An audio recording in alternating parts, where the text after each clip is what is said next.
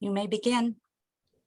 Thanks everybody for joining us this morning. I'm Brent Luters. I'm a second-year rheumatology fellow at the University of Nebraska, and I'll be moderating the first session for this morning. A couple of housekeeping issues before we get started. All attendees are muted throughout the webinar, and I will review your questions and present them to the lecturer at the end of the presentation. If you look at the bottom of your screen, there's 3 options for comments and questions. The chat is used to make general comments that everyone can see. Raise your hand is used to notify the host that you need attention, and the host will send you a private chat in response. And the Q&A is used to post questions relevant to the lecture, and these will only be seen by the lecturer and myself. So it's my pleasure to introduce our first speaker for the morning, Dr. Bryant England. So Bryant England, MD, PhD, is an associate professor of medicine at the University of Nebraska Medical Center and the VA Nebraska Western Iowa Healthcare System. As a clinician investigator, Dr. England is focused on improving the long-term outcomes of patients with RA through patient care and clinical and epidemiologic research focused on multimorbidity and RA-associated lung diseases. Dr. England, the floor is yours. Great, thanks, Ben. Thanks, Brent. All right. So today we are going to start the morning talking a little bit about the diagnosis and epidemiology of RA, and then we'll hand it over to Dr. Weinblatt to talk about treatment. So these are my disclosures and objectives for this talk. Rheumatoid arthritis is not a joint disorder. So contrary to what people may have told you before, and contrary to the fact that when patients come in to see you in clinic, they're going to see you because of the symptoms they're having in your joints, it is not a joint disorder. Rheumatoid arthritis is a systemic autoimmune disease whose primary manifestations are in the synovial tissues. So yes, the picture on the left is what you might see in clinic with swollen MCPs and PIPs. But what we worry about when we take care of these patients is not just the joints, but also what's happening systemically in their eyes and their lungs, underneath their skin. So we'll go through that today. So how common is RA? Well, RA affects about 0.2 to 1% of people in the United States. And these epidemiologic estimates are sometimes really hard to put into context. And so on the right side of your screen, what you'll see is prevalence estimates for a few other conditions. So relative to knee OA, which is about 10 to 40 times more common than RA, gout's about 2 to 5 times more common than RA, but lupus is about 2 to 5 times less common than RA, and systemic sclerosis about 10 to 20 plus times less common than RA. So it's one of our most common inflammatory arthritides. This is a female predominant disorder, so 2 to 3 females for every 1 male that's diagnosed with RA. But there's a difference based on sex, not only in developing rheumatoid arthritis, but also the expression of the disease. So while men are less likely to develop rheumatoid arthritis, they're actually more likely to develop extra-articular RA. So when you look at individuals with extra-articular RA, you'll see a much more close to 50-50 distribution of men and women. Now, together, the lifetime risk of developing rheumatoid arthritis is somewhere a little over 3% for women and a little over 1% for men. And most of the time when you're seeing patients that you're going to diagnose with RA, they're going to be in their 50s or their 60s, which is really when the peak incidence occurs. But again, there are also differences here based on sex, where men tend to develop rheumatoid arthritis about 5 to 10 years later than women. Now, RA is a global disorder. And so shown here is a huge effort, global burden of disease, that looked out and tried to estimate the prevalence of RA across the entire world. And we see that some of the highest rates of RA occur in the Northern European and North American countries, and some of the lowest rates in parts of Africa or Asia. Now, what we don't really understand, though, is whether this is a true difference in the prevalence of rheumatoid arthritis, or whether this is just representing, differences in data reporting, data quality standards, or access to healthcare. So this is one of the, big epidemiologic needs, is to really better understand the worldwide prevalence of RA. Now, we'll talk a little bit later about some of the risk factors for developing rheumatoid arthritis. And fortunately, some of those are getting better over time. But what we don't really understand is whether or not that's led to decreasing trends in the incidence of rheumatoid arthritis. Looking across different studies, it's pretty mixed, whether or not we're seeing any improvement in RA onset. What we have started to see, though, is that maybe there are some differences in the presentation of RA, such that maybe there's a little bit less seropositive RA, and we're diagnosing more seronegative RA. And again, the reasons for this are not entirely clear. Maybe it's changing risk factors, or maybe we're becoming more aware of seronegative RA. What we do seem to see is that the extra-articular manifestations of rheumatoid arthritis are fortunately becoming less common, in particular for things like vasculitis, amyloidosis, or Felty syndrome. But this is not universal for all extra-articular manifestations.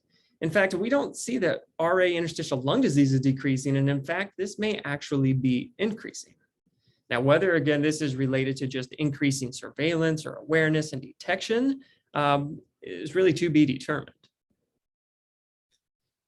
So that gives us a little bit of the stage or the scope of the problem that we're up against with rheumatoid arthritis. But now let's talk a little bit about how we get there. So what we're understanding now is that RA tends to go through these phases of disease. And this is a slide that will look very familiar to Dr. Lueders because it was his beautiful artwork and conception that led to its creation. But the way this starts is it starts with a genetically susceptible individual who then encounters the right environmental exposures and potentially gene environment interactions that then progress them into this preclinical phase of rheumatoid arthritis, where we start to see some of the immunologic aspects of the disease, but not really the clinical manifestations. They then transition into clinically apparent rheumatoid arthritis, and then we really have to be doing our job to stop them from progressing to advanced RA. So what we'll do in this next section of the talk, we'll just walk through these different phases of disease.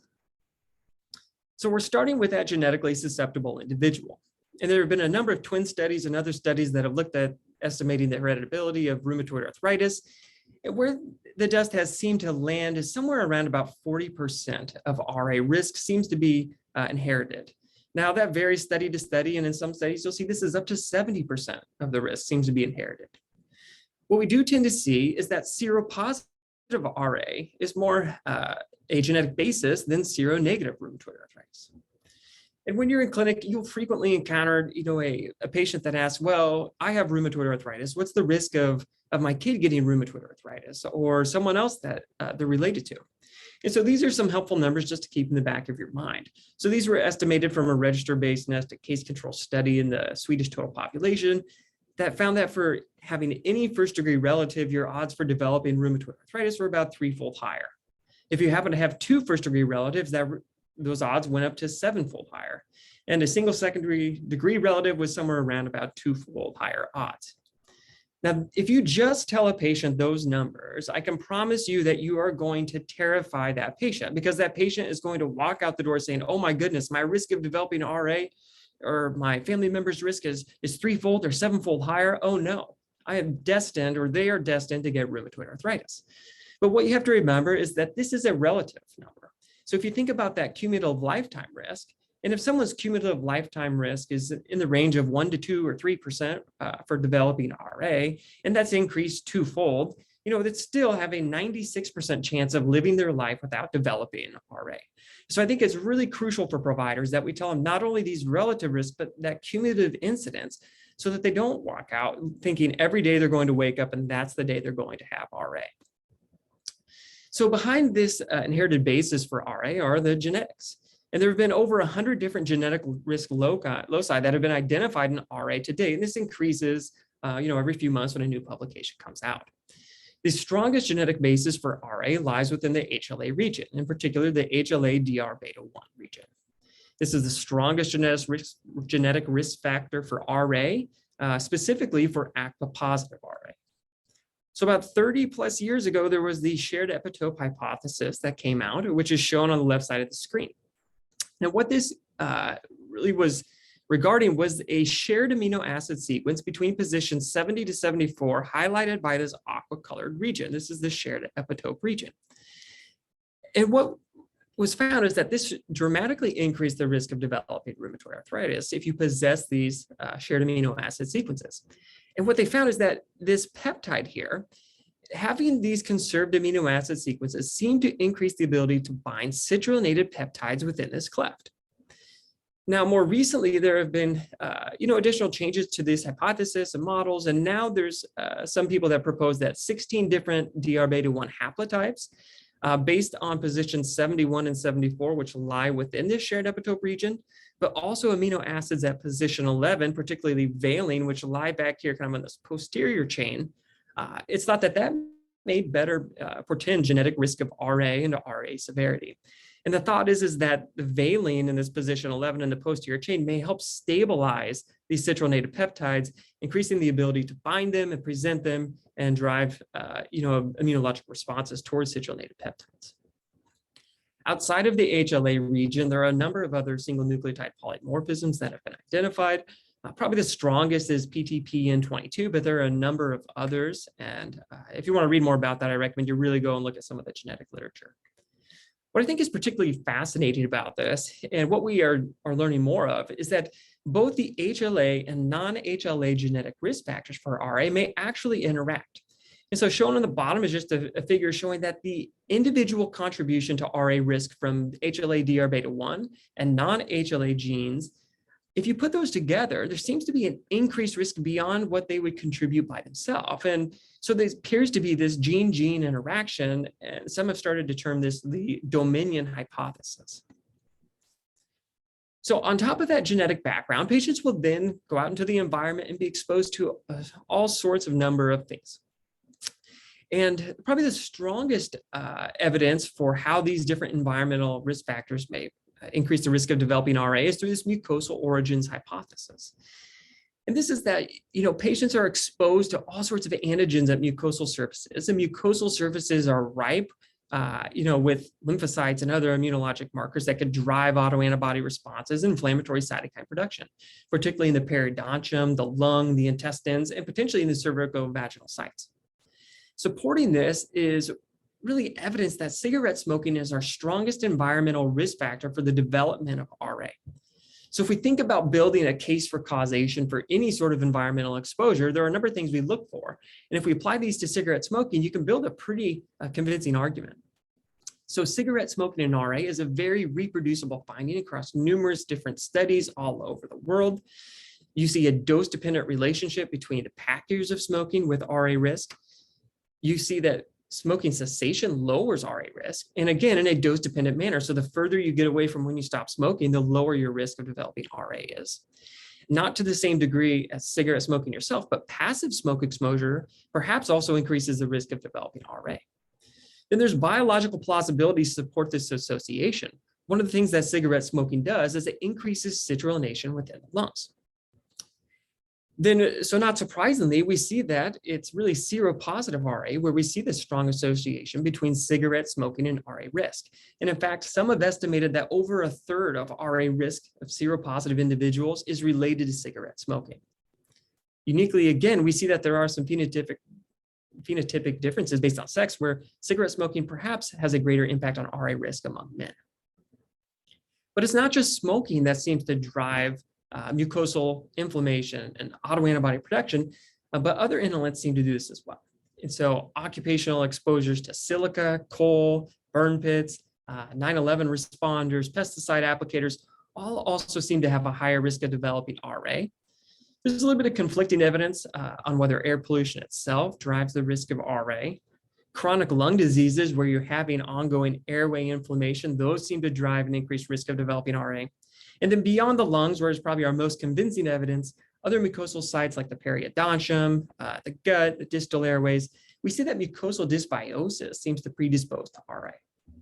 Now, it's not entirely clear how much of this is due to specific bacterium, like Porphyromonas gingivalis, which has its own peptidyl arginase deaminase activity, or PAD enzyme, which catalyzes citrullination, or whether it's more the totality of the dysbiosis that's occurring at these sites that's really driving the mucosal immunologic responses. Outside of mucosal sites, there's a number of other environmental risk factors which affect RA risk, some up, some down, and some to be determined.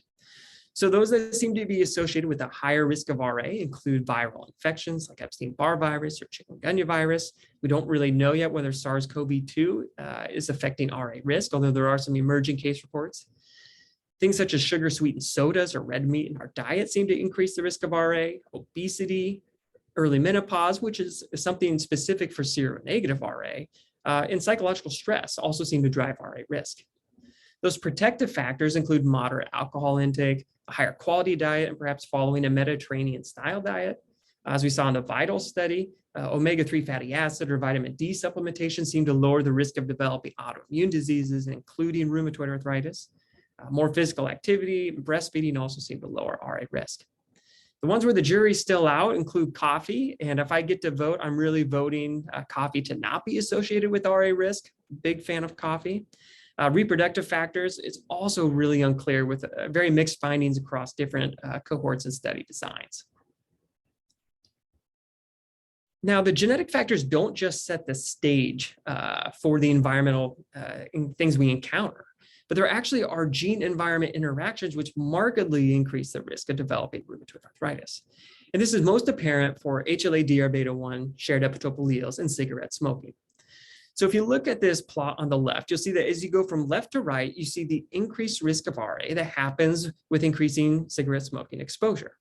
As you go from front to back, you see the increased risk of RA that goes from having a single copy to 2 copies of shared epitope alleles. But if you go from the front left to the back right, you see that these pillars really increase in size. And this is telling us about this interaction. So when you have cigarette smoking in the context of having shared epitope alleles, there is a markedly increased risk of developing rheumatoid arthritis. And again, we think that's because smoking is driving citrullination, and possessing shared epitope alleles allows you to bind and present those citrullinated peptides to generate the autoantibody responses that are characteristic of RA. While we don't know as much about other environmental and gene interactions, there are some clues that maybe these are occurring. So one of these studies we did previously, we looked at whether burn pits, another inhalant exposure, and shared epitope alleles may have a similar type of finding. This was a smaller study and it wasn't statistically significant, but we certainly saw trends that the combination of shared epitope alleles and burn pit exposures increased the odds of being seropositive among a cohort of patients with RA. So once we've had our genetic background, we've had our environmental exposure, some of these gene-environment interactions, we begin to transition into that preclinical phase of rheumatoid arthritis. And if you look into the literature to read on this yourself, which I highly encourage, this is a really exciting area, you can sometimes get overwhelmed or confused by all the different terms that you're going to see. You'll see pre-RA, preclinical RA, undifferentiated arthritis, autoantibody positive arthralgia, systemic autoimmunity associated with RA, all sorts of different terms. And they all have their place. Most of them are trying to be very precise about characterizing where we are in the spectrum of preclinical RA.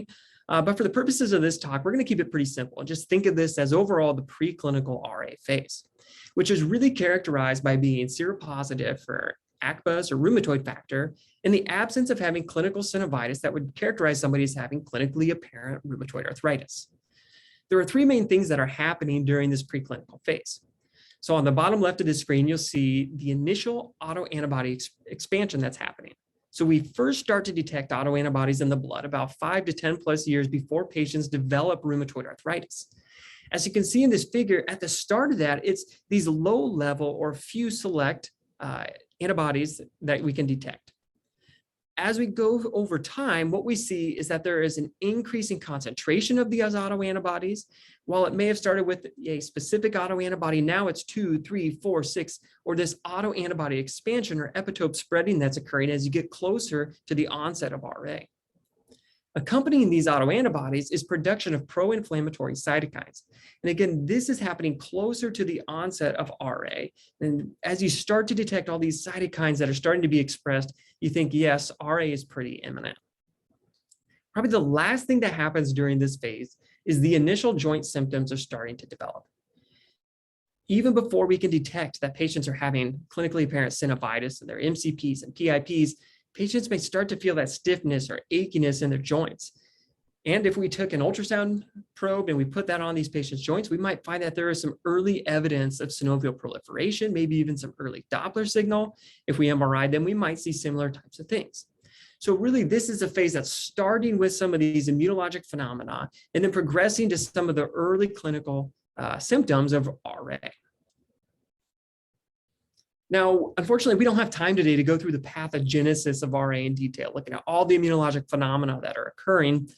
So this is a really nice review that's now almost a little over a decade old, but it just talks about some of these immunologic phenomena.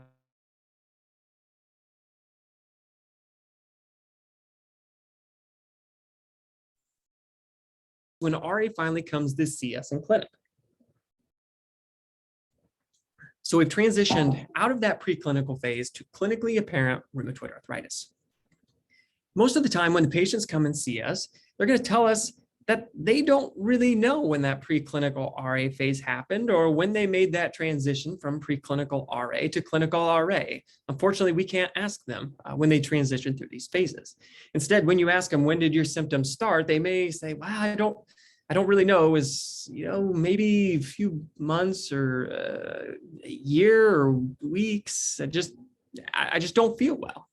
And then they might describe how their hands, their wrists, their feet just aren't feeling as well they used to. They're stiff, they're sore, they're achy. They can't do what they once did.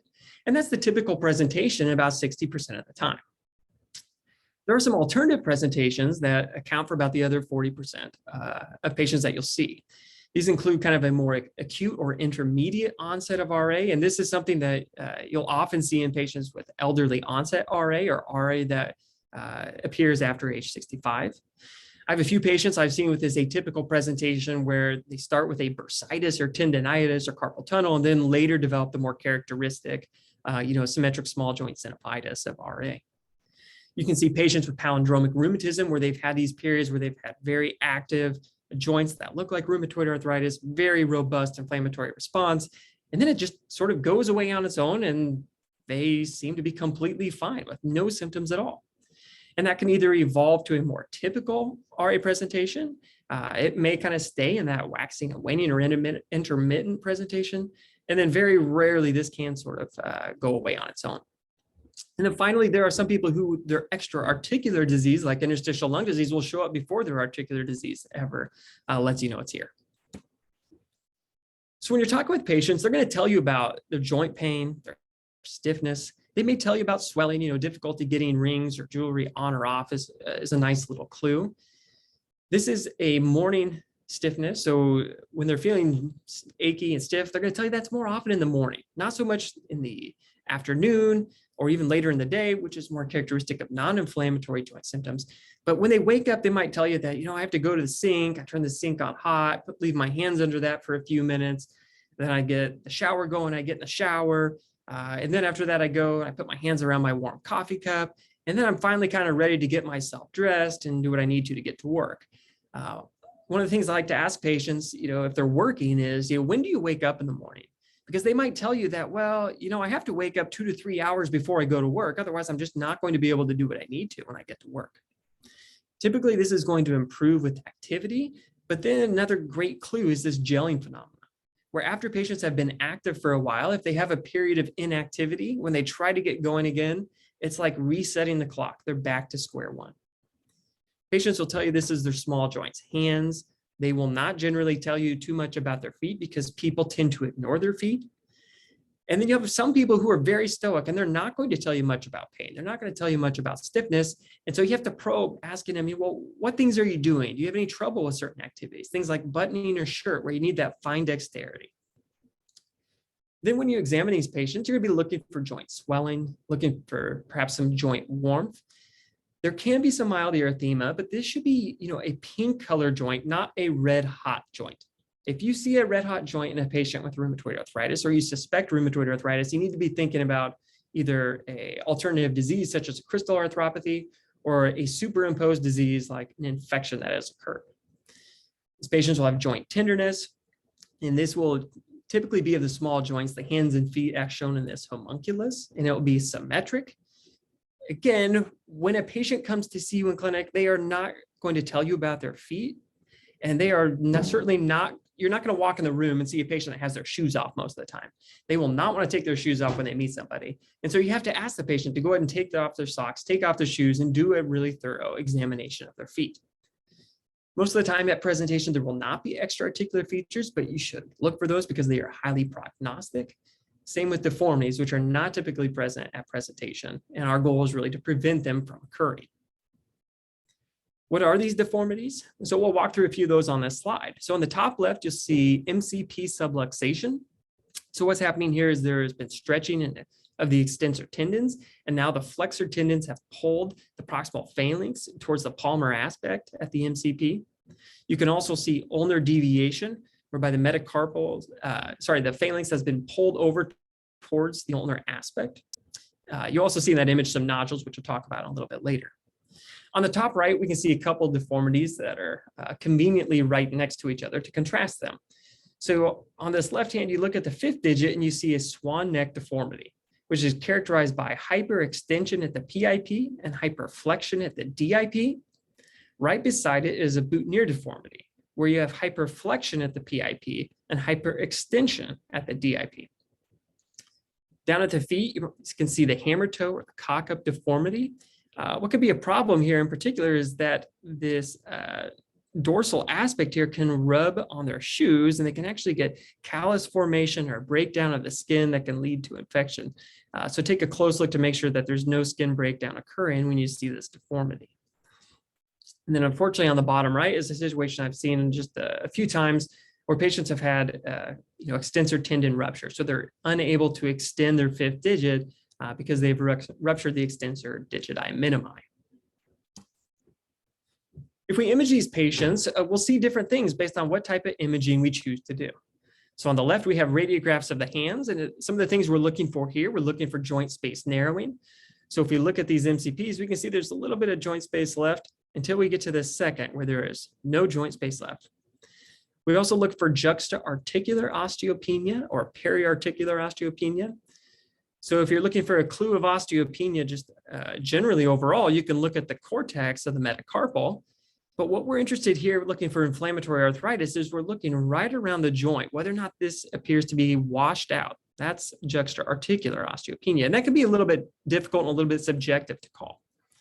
Finally, we look for marginal erosions or periarticular erosions.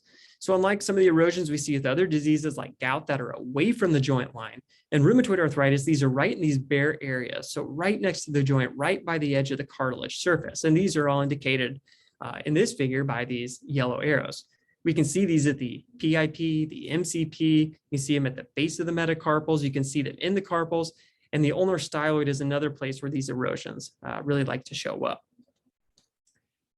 Now, one of the things we can't see with radiographs is we can't see synovitis. We might see some soft tissue density that clues us into some swelling, but we really don't see synovitis. We need other imaging modalities.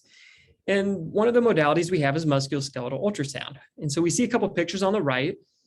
This shows an expansion of the synovium around the joint. This is a grayscale image, which means what we're looking for is just kind of the echogenicity. And we see this is all hypoechoic expansion. It's not anechoic, it's not black, it means it's not full of fluid. This is all expansion of synovium. If we put power Doppler or color Doppler on it, this is what you'll see. It lights up with enhanced blood flow all in this region, telling us about synovitis. An MRI with contrast can give us similar clues to active synovitis as well. If we were to obtain synovial fluid from an RA patient, what we're going to find is that it's an inflammatory effusion, usually somewhere between 2,000 to 20-ish thousand white blood cells with a neutrophil predominance. But there is nothing that is diagnostic of RA on the synovial fluid. And really, it's not all that common that you're going to obtain synovial fluid from a patient with rheumatoid arthritis. Generally, when you're doing that, it's because it's an atypical presentation of RA or it's an amendable location. If someone has PIP swelling, there's not a lot of fluid you're going to get out of a PIP. But if it's a patient who's presenting with some atypical presentation, maybe some knee involvement, then yeah, you may aspirate to determine whether or not this is an inflammatory arthritis, mechanical, crystalline, etc. This is also really important to do if you have a patient with RA and you're concerned about that potential of a superimposed infection.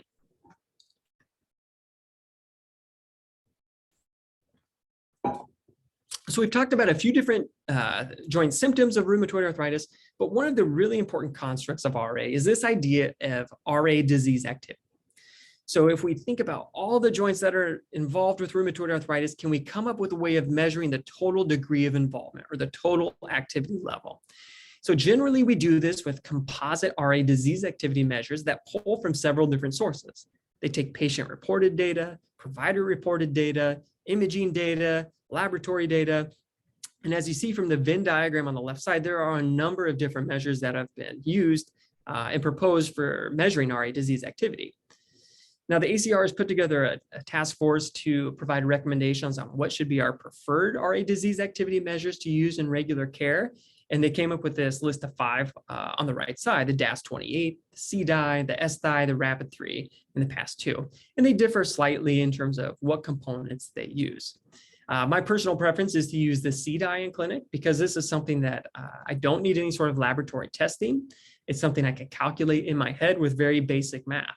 So this requires a 28 tender and swollen joint count, a patient global, which is then scored 0 to 10, and a provider global, which is scored 0 to 10 as well. Now, I think we're all doing a lot more telehealth than we ever imagined we'd do, and that's certainly here to stay. So just as kind of an FYI, the ACR has also put out a paper with some ways to adapt these RA disease activity measures to telehealth settings.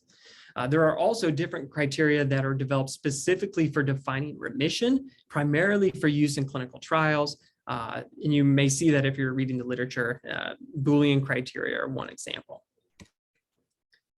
So we talked at length about the articular manifestations of RA, but I started this talk by telling you that RA is not a joint disease. RA is a systemic disease. So this table just gives a little overview of some of the different extra-articular manifestations. Unfortunately, in this hour, we don't have time to go through absolutely every single one. So what we'll do in the next few slides is pick out some of the more prominent extra-articular features of RA. So we'll start with one that's probably you're most likely to see. These are RA nodules. These can be found typically in the subcutaneous tissue, such as the olecranon bursa or on the feet, usually at pressure points.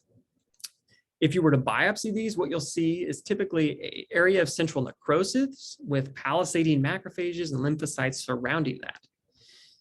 Now, these are thought to be directly related to rheumatoid arthritis itself, but there is a unique phenomena called methotrexate-related accelerated nodulosis.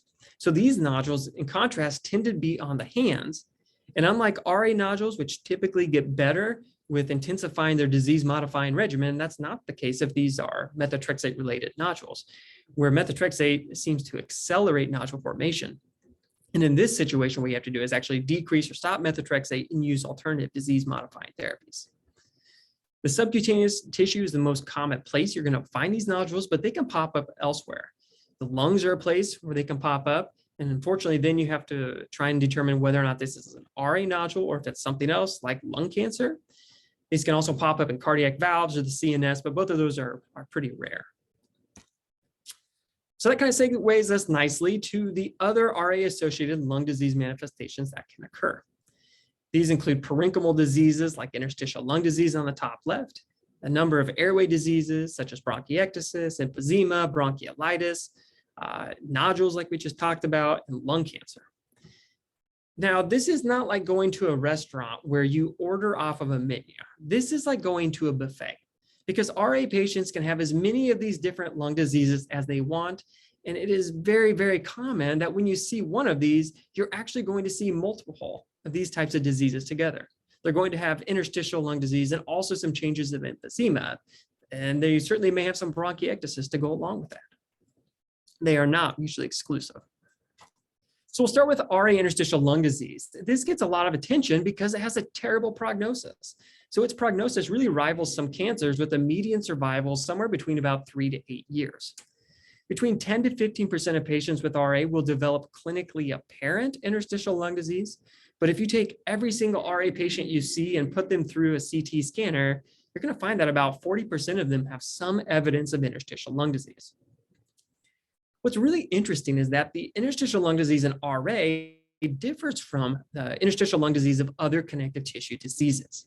So in RA, most commonly, we see a usual interstitial pattern, which is shown on the top left here, where there's this subpleural reticulation and then honeycombing. Tends to happen in the bases of the lungs, as shown on the SCOUT image. And that's in contrast to systemic sclerosis or myositis, where you most commonly see a nonspecific interstitial pneumonia pattern characterized by kind of multifocal ground glass.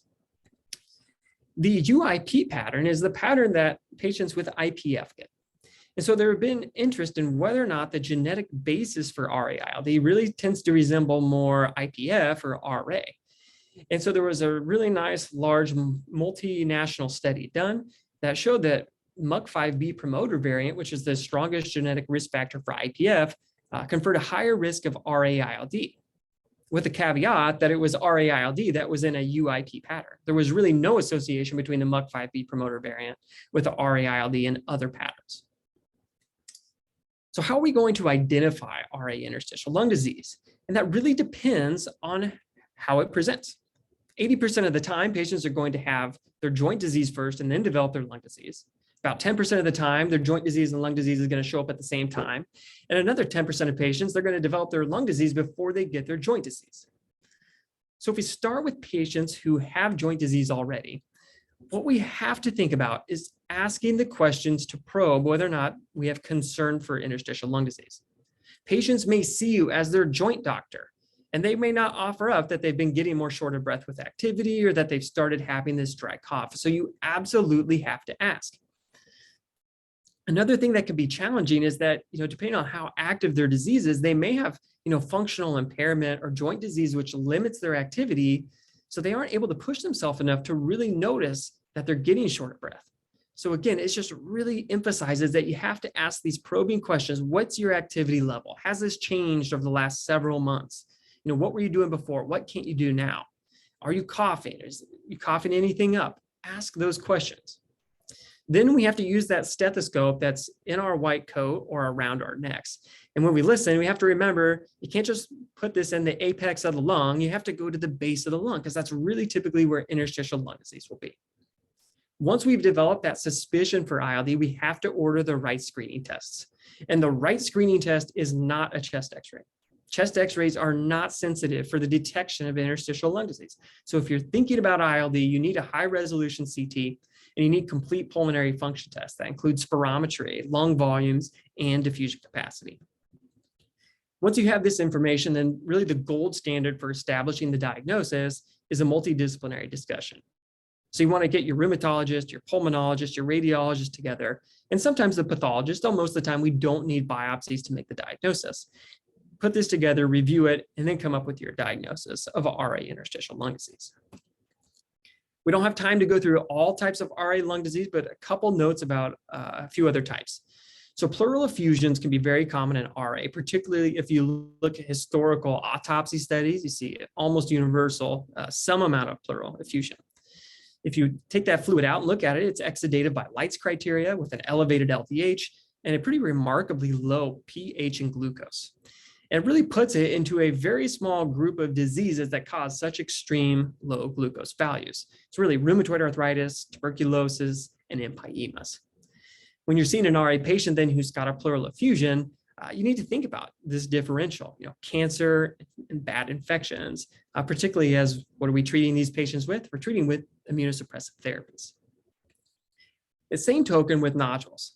When you see an RA patient who has nodules in the lungs, you cannot just assume that this is an RA nodule and you need to intensify their immunosuppressive regimen, because the differential for these is also lung cancer and infections. And if you're intensifying their disease-modifying regimen, you may make those worse.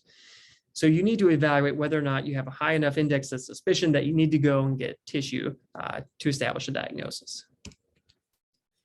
Cardiovascular disease is the leading cause of death in patients with RA. RA patients have about a 50% increased risk of cardiovascular disease events. And just like with the lungs, there are many different types of cardiovascular disease that RA patients are predisposed to. What drives cardiovascular disease risk in RA patients is a combination of the traditional risk factors we know about, diabetes, smoking, high blood pressure, as well as RA-related risk factors.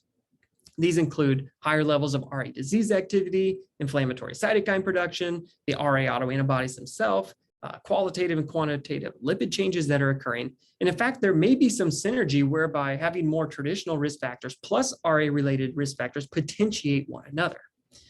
Because of that, it's not surprising that if you look at cardiovascular disease risk calculators that have been developed in the general population, they really do a pretty poor job in our RA patients. They're underestimating RA risk. And there have been a few ways proposed to try and improve those calculators, but we really haven't gotten to where we feel really confident with our cardiovascular disease risk calculators. And the problem is that may result in us underutilizing things such as statins for the prevention of cardiovascular disease. Cancer is one of the other leading causes of death in RA patients. And so a few different cancers have a higher risk in RA patients, if you have lower risk. If you look at large meta-analyses, what you find is that lymphoproliferative cancers are those that are most closely associated with RA risk. RA patients have about 2.5-fold higher risk of developing lymphoma. Lung cancers are also increased in RA patients, about 60%.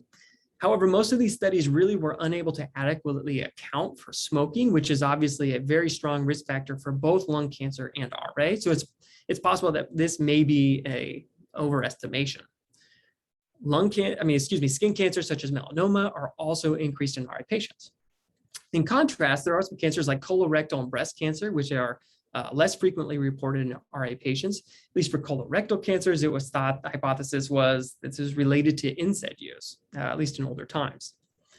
There have not been clear associations that have been identified with cervical or prostate cancer in RA. And kind of building this overall, case for whether it is the RA itself that's driving cancer risk, or is it the medications that are driving cancer risk? At least for lymphoma and lung cancer, there is some evidence that RA disease activity or systemic inflammation, inflammatory cytokines seem to drive the risk for both lymphoma and lung cancer. Obviously, there's a lot more to be elucidated there, particularly in the setting of oral surveillance, which just came out, and I'm sure Dr. Weinblatt will talk about next hour. Unlike some of these prior manifestations that you really have to probe for to find, the ocular manifestations in RA are right there in front of you. So if a patient's sitting in the clinic and has a bright red eye, that's something to pay attention to. It's going to catch your attention. So on the top are kind of a varying spectrum of scleral involvement in rheumatoid arthritis. On the left, you have episcleritis, which is the superficial sclera that's involved. Patients generally are going to have pretty minimal symptoms. This responds very well to topical treatments. As you progress to the right, though, you see where you have scleritis, and this is involvement of the deep sclera. Patients are not going to be asymptomatic. Patients are going to tell you about this boring eye pain, sometimes in the trigeminal nerve involvement region as well. This needs systemic therapy. Topicals are not sufficient. Now, while they have deeper sclera involvement, they can also have superficial sclera involvement, like you saw in the picture on the left.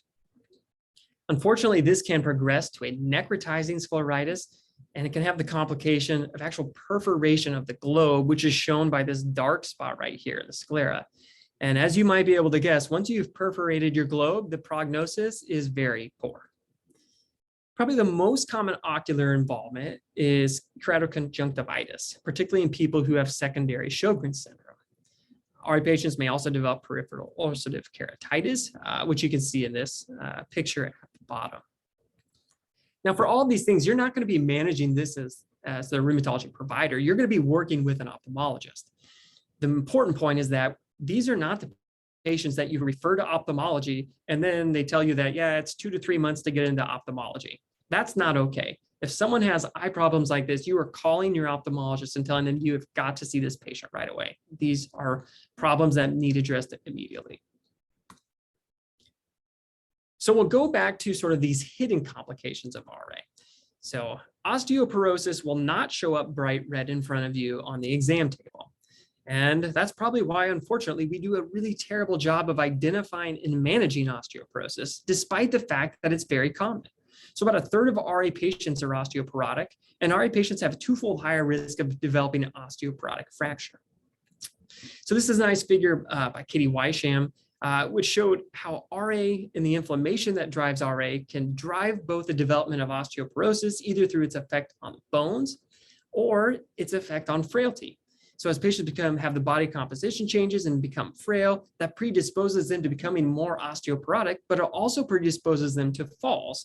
And osteoporosis plus falls obviously is a really bad combination that leads to osteoporotic fractures. And so a number of RA-related factors, typically indicators of severe RA disease, seem to drive fracture risk. Obviously, we have to mention steroids, which are a key medication that can drive osteoporosis as well. So let me go to the cervical spine. And fortunately, we are not seeing as much of this as we used to historically.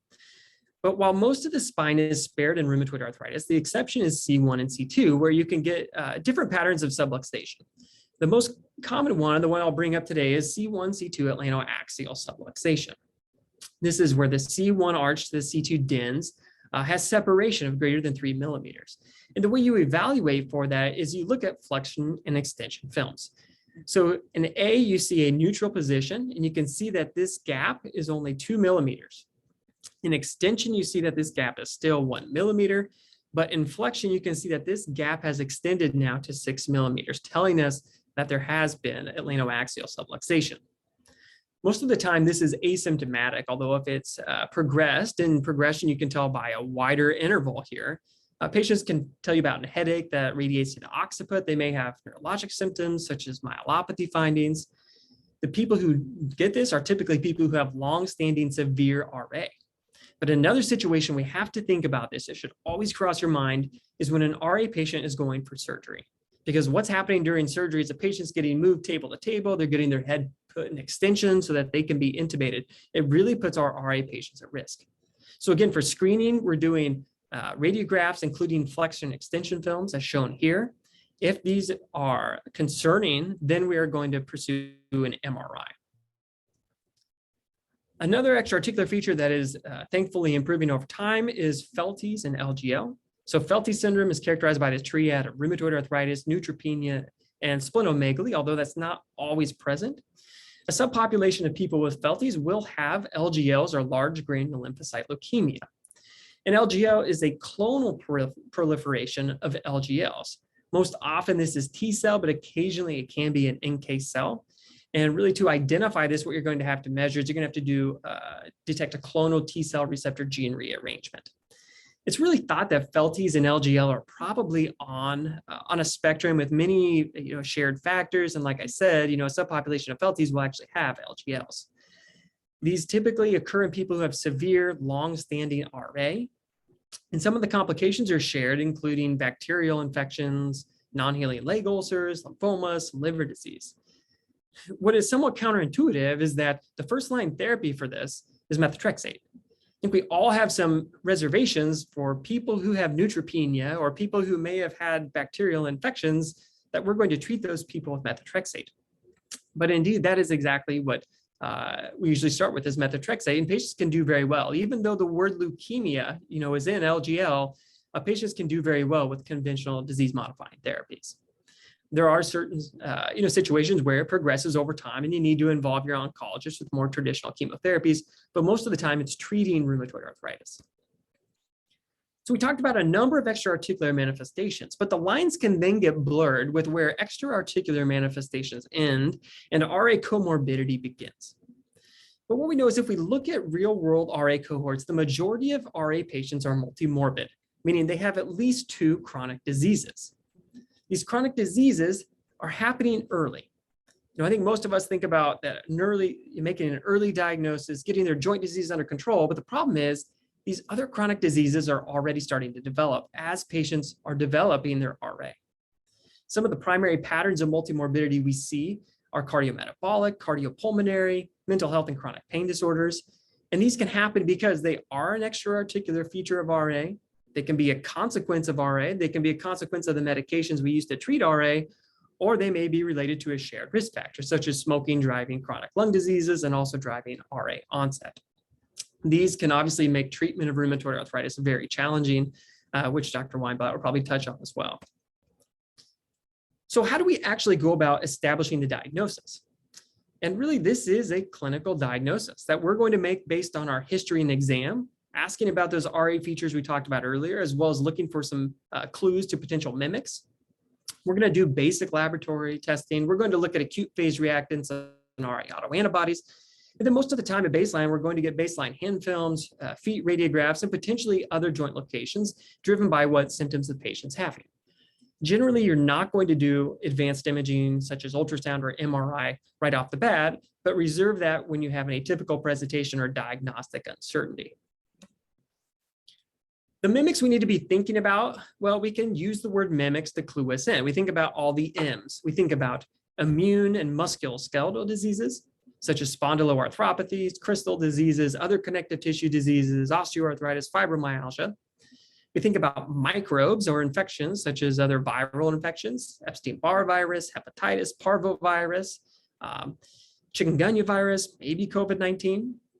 Also think about endocarditis, and depending on where you're located, Lyme disease might be a potential mimic. Then we think about metabolic, malignancy, and more. So hypothyroidism, hemochromatosis, malignancies with paraneoplastic syndromes, or the use of immune checkpoint inhibitors. So again, think about those mimics, think about the M's, immune and musculoskeletal, microbes, metabolic, malignancy, and more. And as you go through that list, you can ask some of the pointed questions which really help you differentiate these from RA. One of the things that's very helpful for the infections is the duration of symptoms. And we'll talk later how some of the classification criteria for RA require symptoms to be present for more than 6 weeks, because things that happen in that less than 6 week period may be a self-limiting viral infection. So we talked about the history, but we haven't talked too much about laboratory testing in RA yet. The basic laboratory testing that we do is not going to be particularly helpful. We may find that there's anemia of chronic disease or a mild thrombocytosis. If we look at our acute phase reactants, the SED rate or the C-reactive protein, we find that these are not specific for rheumatoid arthritis. Obviously, there are a number of other conditions that can increase your acute phase reactant response. The sensitivity of these is also somewhat variable. In general, these tend to correlate with RA disease activity measures, where people who have higher disease activity are going to have higher acute phase reactants, but it's not perfect. We certainly all have patients in our clinic that have high disease activity and their inflammatory markers are pretty modest. Or we see patients who are really well controlled, but their acute phase reactants still are elevated. And some of that's due to other things that can affect these acute phase reactants, comorbid conditions, etc. Our autoantibodies, though, are very helpful. And the two autoantibodies that we most commonly look at are the rheumatoid factor and anti-citrullinated protein antibodies. So rheumatoid factor on the bottom left is an IgM to the Fc portion of an IgG. This is found in about 70% of patients with RA, but it is not very specific. This is a clearance mechanism. So its specificity is only about 75%. In contrast, ACPAs are highly specific for rheumatoid arthritis with a specificity of 90 to 95%. Now, these antibodies are antibodies against citrullinated peptides. So if you look down here, you have an arginine peptide that when exposed to peptidyl arginine deaminase or PAD enzymes and calcium is converted to a citrulline peptide. This can facilitate the loss of tolerance in ACPA antibody responses. A little bit of nomenclature here. So ACPAs are antibodies to citrullinated proteins or peptides. This is a generic term. Within ACPAs, there are very specific ACPAs. So these include things like anti-citrullinated vimentin, anti-citrullinated fibrinogen, etc. Anti-CCP is a related term, but it is different. So this is a commercial test for a selection of synthetic ACPAs. And there have been several different generations of this test. The CCP2 and 3 generations have a better specificity of CCP1, so that's generally what you're going to see. The sensitivity of them is pretty darn similar with the exception of CCP 3.1, because what CCP 3.1 adds is it adds the IgA isotype in addition to IgG. You will occasionally encounter a situation where you see patients that have an elevated rheumatoid factor, but their CCP is normal. And you should always just take pause. Sometimes that is rheumatoid arthritis, but take pause to make sure this is not a potential mimic, because CCP is much more specific than rheumatoid factor. So in an isolated rheumatoid factor, I kind of go through this list of whether or not something's trying to trick me. Is there some other infection or other connective tissue disease or cancer that's popped up? Some of the common ones include Sjogren's syndrome or cryoglobulinemia, endocarditis, or hepatitis C. So just think about this when you see that isolated elevated rheumatoid factor. I hinted at it earlier, but there are classification criteria that have been developed for rheumatoid arthritis. Now, these are not diagnostic criteria. So you're not using these in your clinic to make the diagnosis and tell a patient, well, you met 2010 criteria, now you have RA. RA is a clinical diagnosis. These classification criteria are really meant to identify a homogeneous set of people with what we are calling RA to put in clinical trials. But while their purpose is not diagnosis, they can be helpful for how we think about making the diagnosis. So the 1987 criteria you may see as you're reading studies, these were a very specific criteria for rheumatoid arthritis, but they were not very sensitive for RA, particularly catching RA early. Thus, there was an effort in 2010 to develop new criteria that could capture early disease. They also capitalized on the fact that we now had anti-citrullinated protein antibody testing, which we didn't have in 1987. So the things that feed into this criteria is, first of all, testing the right patient. So you shouldn't apply these to everybody who comes into your clinic. The patient needs to be somebody who has at least one joint with clinical synovitis that is not due to some other disease. And then if that's the case, you're looking for their pattern of joint involvement, the number of joints involved, their serologies, their acute phase reactants, and their duration. So the rest of the talk, we're going to talk about the complications of RA. Unfortunately, RA can be a fatal disease. It can steal 5 to 10 years of a patient's lifespan. And having severe RA, a longer duration, disease activity, functional status, all drive poorer survival. But in contrast, if we treat RA well, we have an early diagnosis and treat them to remission, low disease activity, we may be able to prolong their longevity. But while RA can steal patients' lives, it doesn't get the credit that it deserves. So if you look at death certificates, 95% of the time, RA is not listed. What's listed are the same things that kill the patients in the general population: cardiovascular disease, cancer, respiratory disease. But really, RA is underneath there driving these things. Fortunately, it looks like RA mortality is improving, particularly over the last 20 years. Now, there have been emerging studies, including some by Dr. Johnson, who's going to moderate the next section, that have looked at the different causes of death and trends over time. And it really looks like cardiovascular disease-related mortality is the main cause that's really seeming to close that gap with the general population. We aren't quite seeing as much improvement in cancer, respiratory, or infection-related mortality. Because of how RA can affect not only the joints, but how it can have body composition changes, such as loss of muscle mass or sarcopenia, patients' functional status tends to decline, or they accumulate increasing functional impairment throughout the RA disease course. As we treat patients better, and we've seen in recent treatment eras, this is getting better, but still not quite normal. Recognizing the importance of measuring functional status, this is a quality metric, and the ACR has similarly put out recommended measures for use. There are a couple HAQ derivatives, the MD-HAQ or HAQ-2, as well as a PROMIS measure that can be used clinically. Because of their functional status impairment, patients often can become disabled from work. So in one cohort study, over the initial 5 to 6 years of follow-up, over 30% of RA patients had work disability. If we look in the US over the last 20 years or so, we really don't see general improvements in the rates of permanent Social Security disability among RA patients. Instead, we seem to see trends that follow with the economy. And while RA disease activity and severity drive a lot of this work disability, it's also psychological distress, fatigue, and comorbidities that play an important role. Not surprisingly, then, patients can have a dramatic reduction of their quality of life because of RA. And how RA affects quality of life is very complex. And so on the top right of the screen is a very complex structural equation model that tries to model how disease activity and the impact of disease all together affect quality of life.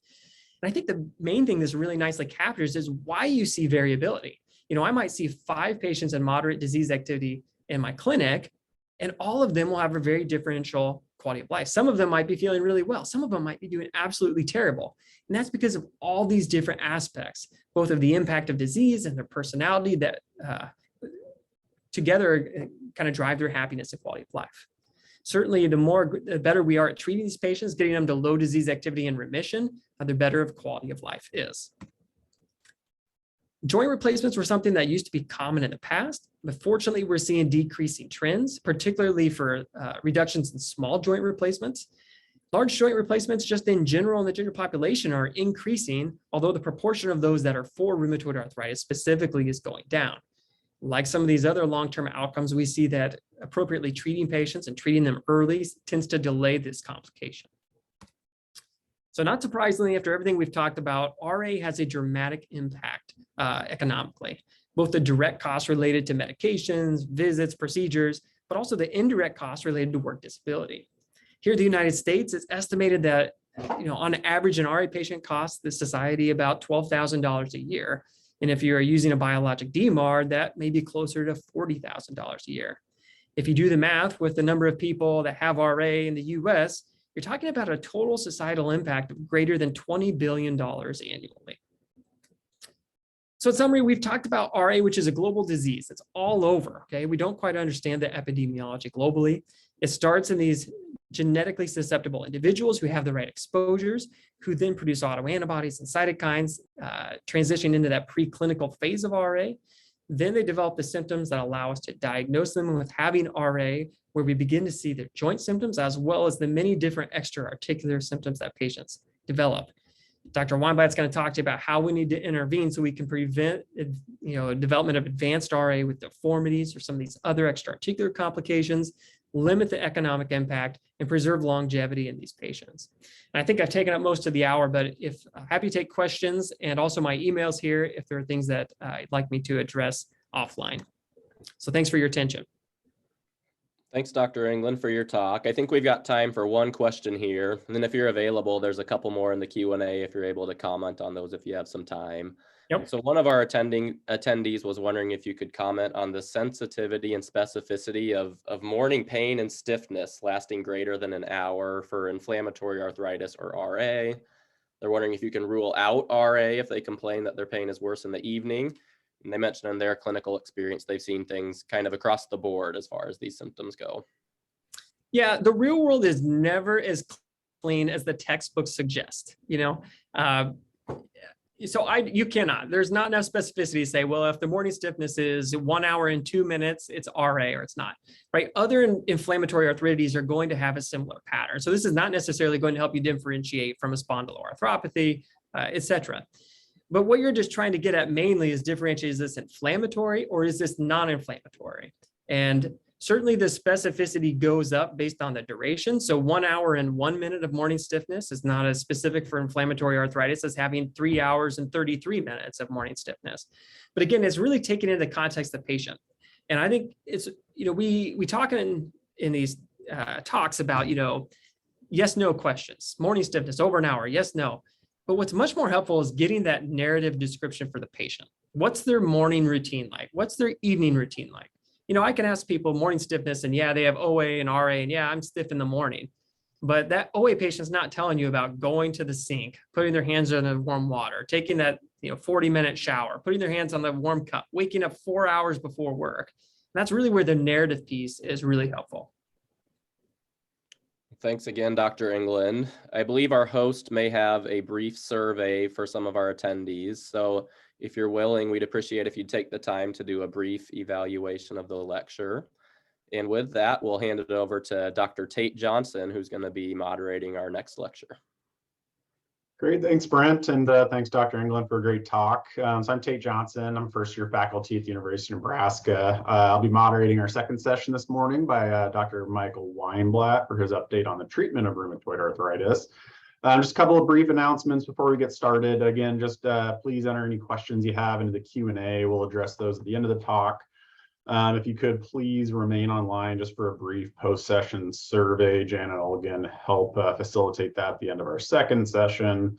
And then lastly, just a brief announcement that our next VIP session will be this Thursday, same time. Dr. Wong will be providing an overview on the spondyloarthritis, followed by Dr. Ogden, who will be speaking on psoriatic arthritis. And so with that, it's my pleasure to introduce Dr. Weinblatt, who is the John R. and Eileen Reedman Professor of Medicine at Harvard Medical School and the Bruce and Joan Mickey Chair in Rheumatology at the Brigham and Women's Hospital. Dr. Weinblatt's primary research interest is in drug development and RA, and is most noted for his work on methotrexate and now biologic and targeted oral therapies. Amongst a host of accolades that we can't cover entirely this morning, he notably served as president of the ACR in 2001. And so with that, I will turn it over to Dr. Weinblatt for his talk, and thank you so much for joining us. Great. Well, thank you very much for the invitation, and it's a pleasure to speak to the fellows. I'd like to welcome the first-year fellows to their fellowship, and to the senior fellows to another great year.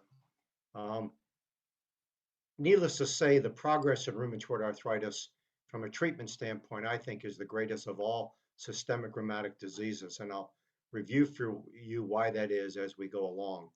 So I'm going to talk about RA therapy in 2022, and here are my disclosures, which you can review. So we're going to start off with a case. This is a 55-year-old woman with 6 months of rheumatoid arthritis.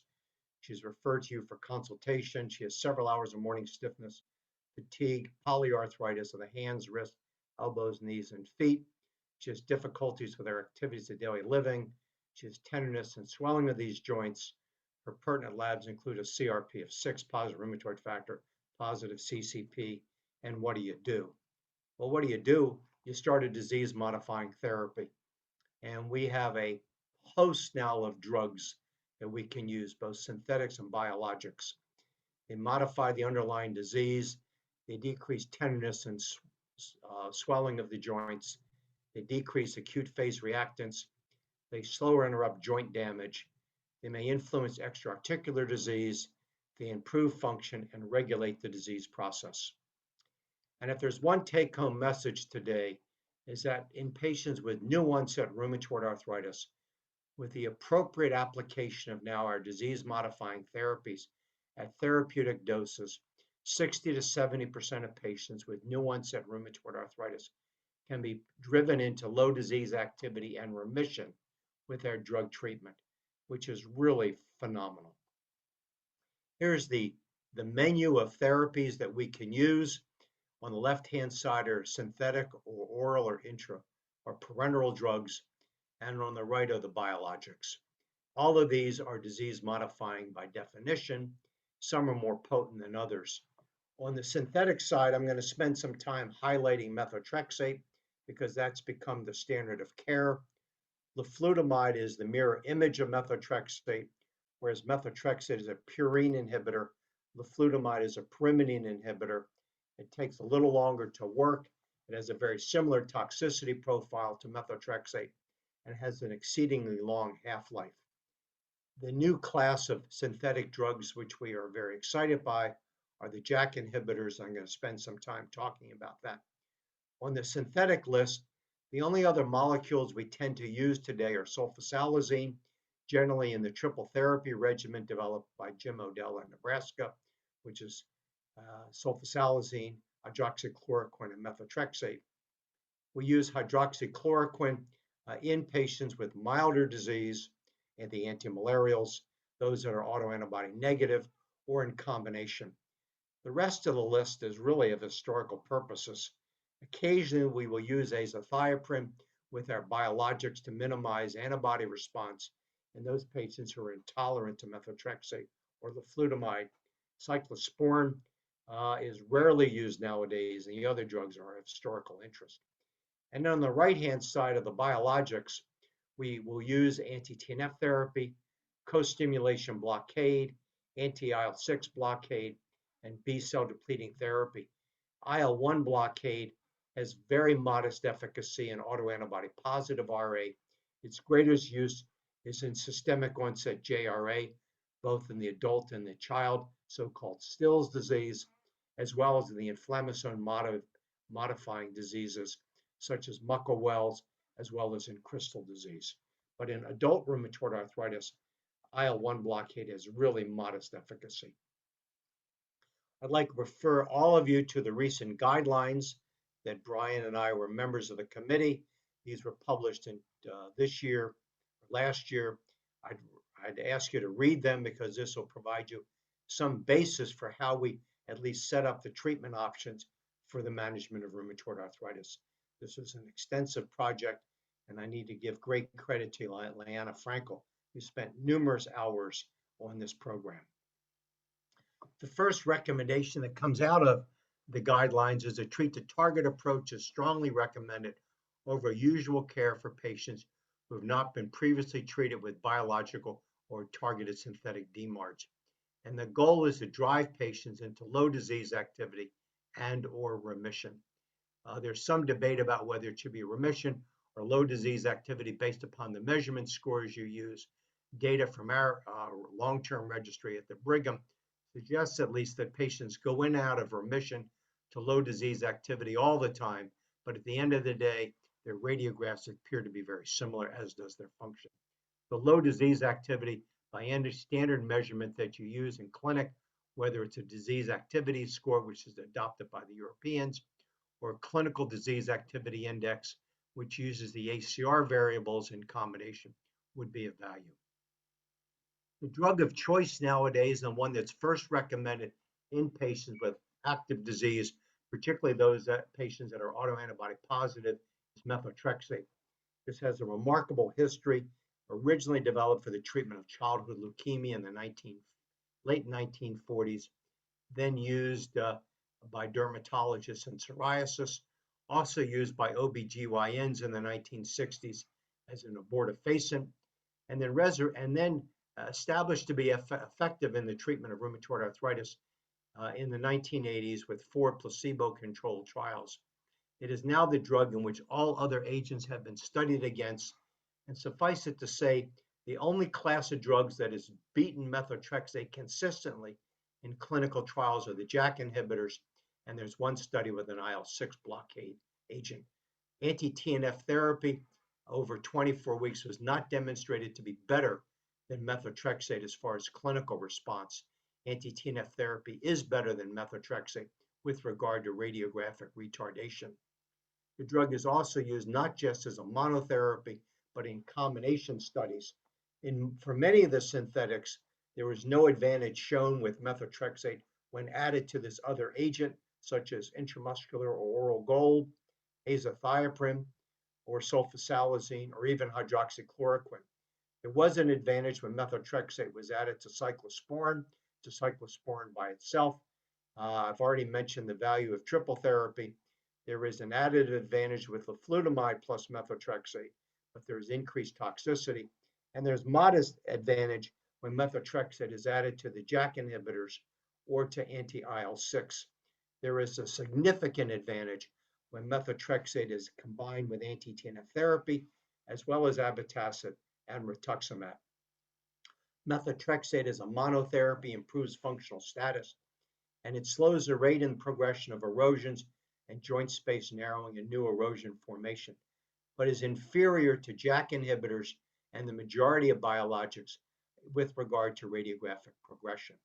It has more trial and long-term experience than any drug therapy to date, and it is the standard of care.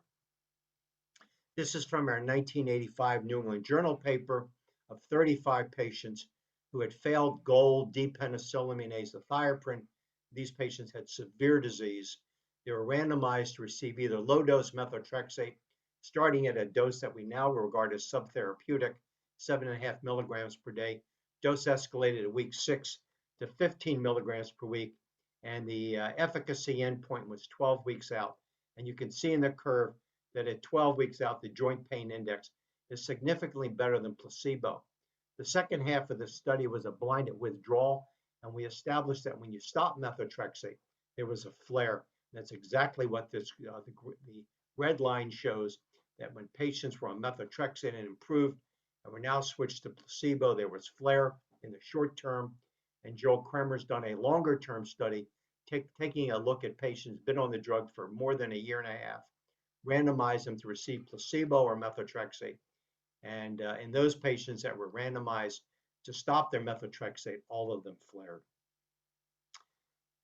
A couple words about its efficacy. It has a relatively rapid onset of action as compared to our older synthetic DMARDs, but certainly does not work as fast as many of the biologics or the JAK inhibitors. It's effective in 60 to 70% of patients with a 75% reduction in joint count. If you look at the ACR20 response, about 60% of patients on methotrexate achieve an ACR20, about 40% achieve an ACR50. A third of patients who get methotrexate monotherapy go into low disease activity by week 24. With methotrexate over the long term, patients are able to lower or stop their background corticosteroids as well as non-steroidals and just be maintained with methotrexate alone. There is a flare with drug discontinuation. We've particularly noted that now in the COVID arena, where we've been holding methotrexate anywhere from 2 to 4 weeks after vaccinations, and many of our patients are not able to hold the methotrexate for up to 4 weeks due to a flare of disease activity. One of the issues with methotrexate is that it blunts COVID vaccine response, so it's recommended that we hold the drug for at least 2 weeks following the vaccine. And in my experience, 2 weeks may not be sufficient. So somewhere between 2 and 4 weeks is required, but many patients can't go out 4 weeks due to a flare. The dose of methotrexate is somewhere between 10 and 25 milligrams per week, and I've already noted its clinical efficacy. The pharmacology. This drug is only dosed on a weekly basis. Daily or every other day methotrexate has a higher risk of acute toxicity, liver disease, and in some cases can be fatal. So it can only be dosed once a week. Why is that? Because methotrexate is a prodrug. It's actually metabolized into the cell and is polyglutamated in the cell, which is the active metabolite. It takes at least 4 weeks to begin to polyglutamate, and that makes sense clinically because it takes at least a month before you can actually start to see a clinical effect at the therapeutic dose. Additionally, when you stop methotrexate, it takes at least a month for the polyglutamates to start to diminish. And I've mentioned you generally have up to a month before you begin to flare. It has reasonably good oral absorption, but it's reduced with doses above 17.5 milligrams per week. The therapeutic dose in most patients is somewhere between 17.5 and 25 milligrams per week. It's metabolized in the liver, it's protein bound, and the most important message about methotrexate that you need to take home today is that it is 100% excreted by the kidney, 100%. So that in patients that develop renal insufficiency, and that's defined as a GFR is less than 30, they may develop more methotrexate polyglutamates over time, which can then place their methotrexate levels into the toxic range, which suppresses the bone marrow and can induce fatal agranulocytosis. The drug is not dialyzable, so it's absolutely contraindicated to use methotrexate in a patient on peritoneal or hemodialysis. Even one dose of methotrexate has been reported to be lethal. The pharmacological half-life is 8 hours. The biological half-life of the drug is one week to 10 days, and that's due to the polyglutamation issue.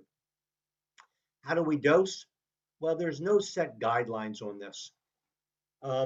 Over time, many of us have been increasing our weekly oral dose of methotrexate. As I mentioned in our first trial, we used 7.5 milligrams per week. I'm now starting patients on 12.5 milligrams per week. My European colleagues will actually start at a higher dose. It takes 4 weeks to polyglutamate, and that's when you get the onset of action. As you increase the dose, you get a therapeutic effect. Therapeutic dose 15 to 25 milligrams per week. There's little efficacy and value in increasing the dose above 25 milligrams per week for adult rheumatoid arthritis. Other disease states, however, may require higher doses for response. As we increase the dose, we need to remember that the bioavailability decreases over time. So you should consider, as you escalate the dose above 17.5 to 20 milligrams per week, giving the drug either as a subcutaneous injection, self-administered by the patient, or splitting the dose orally, giving it morning and night, 1 day a week. When we did our first studies with methotrexate in the early 1980s, we dosed the drug 8 a.m., 8 p.m., 8 a.m. the following day, based upon the strategy that was used in psoriasis, the pulse methotrexate oral treatment regimen. That was how the drug was labeled initially by the FDA. Over time, many of us switched to once a week dosing for compliance issues, but now as we increase the dose, we're aware that split dose oral drug, so 8 a.m., 8 p.m., 1 day a week, provides the same serum concentrations as sub-Q methotrexate and may enhance the efficacy of the oral drug. The time to maximum effect is 12 weeks, and in your patient who goes into low disease activity or remission, over time you may be able to slowly lower the dose of methotrexate and maintain them on a lower dose. Sometimes they'll need to escalate back up if the patient begins to flare. Joel Kremer reported several years ago that some patients can actually dose every other week. And I have some patients dosing every other week who remain in low disease activity or remission. Most patients are going to require some dose of methotrexate to avoid a flare. Side effects. The most common reason why patients stop methotrexate is due to intolerance, not serious adverse events. And the primary tolerability issues are nausea and fatigue. Stomatitis and diarrhea may occur. Bone marrow suppression can occur. The drug increases the risk of routine bacterial infections, and there have been rare reports of opportunistic infections, including tuberculosis, pneumocystis, and fungal disease. It does not appear that methotrexate worsens the outcome of COVID infection, but with all infections, I suggest that patients hold their dose of methotrexate until the infection resolves. The drug is teratogenic. At high doses used for cancer chemotherapy, it induces the classic, what's called aminopterin syndrome. Aminopterin is the parent compound of methotrexate, and that was first studied by Sidney Farber in the late 1940s.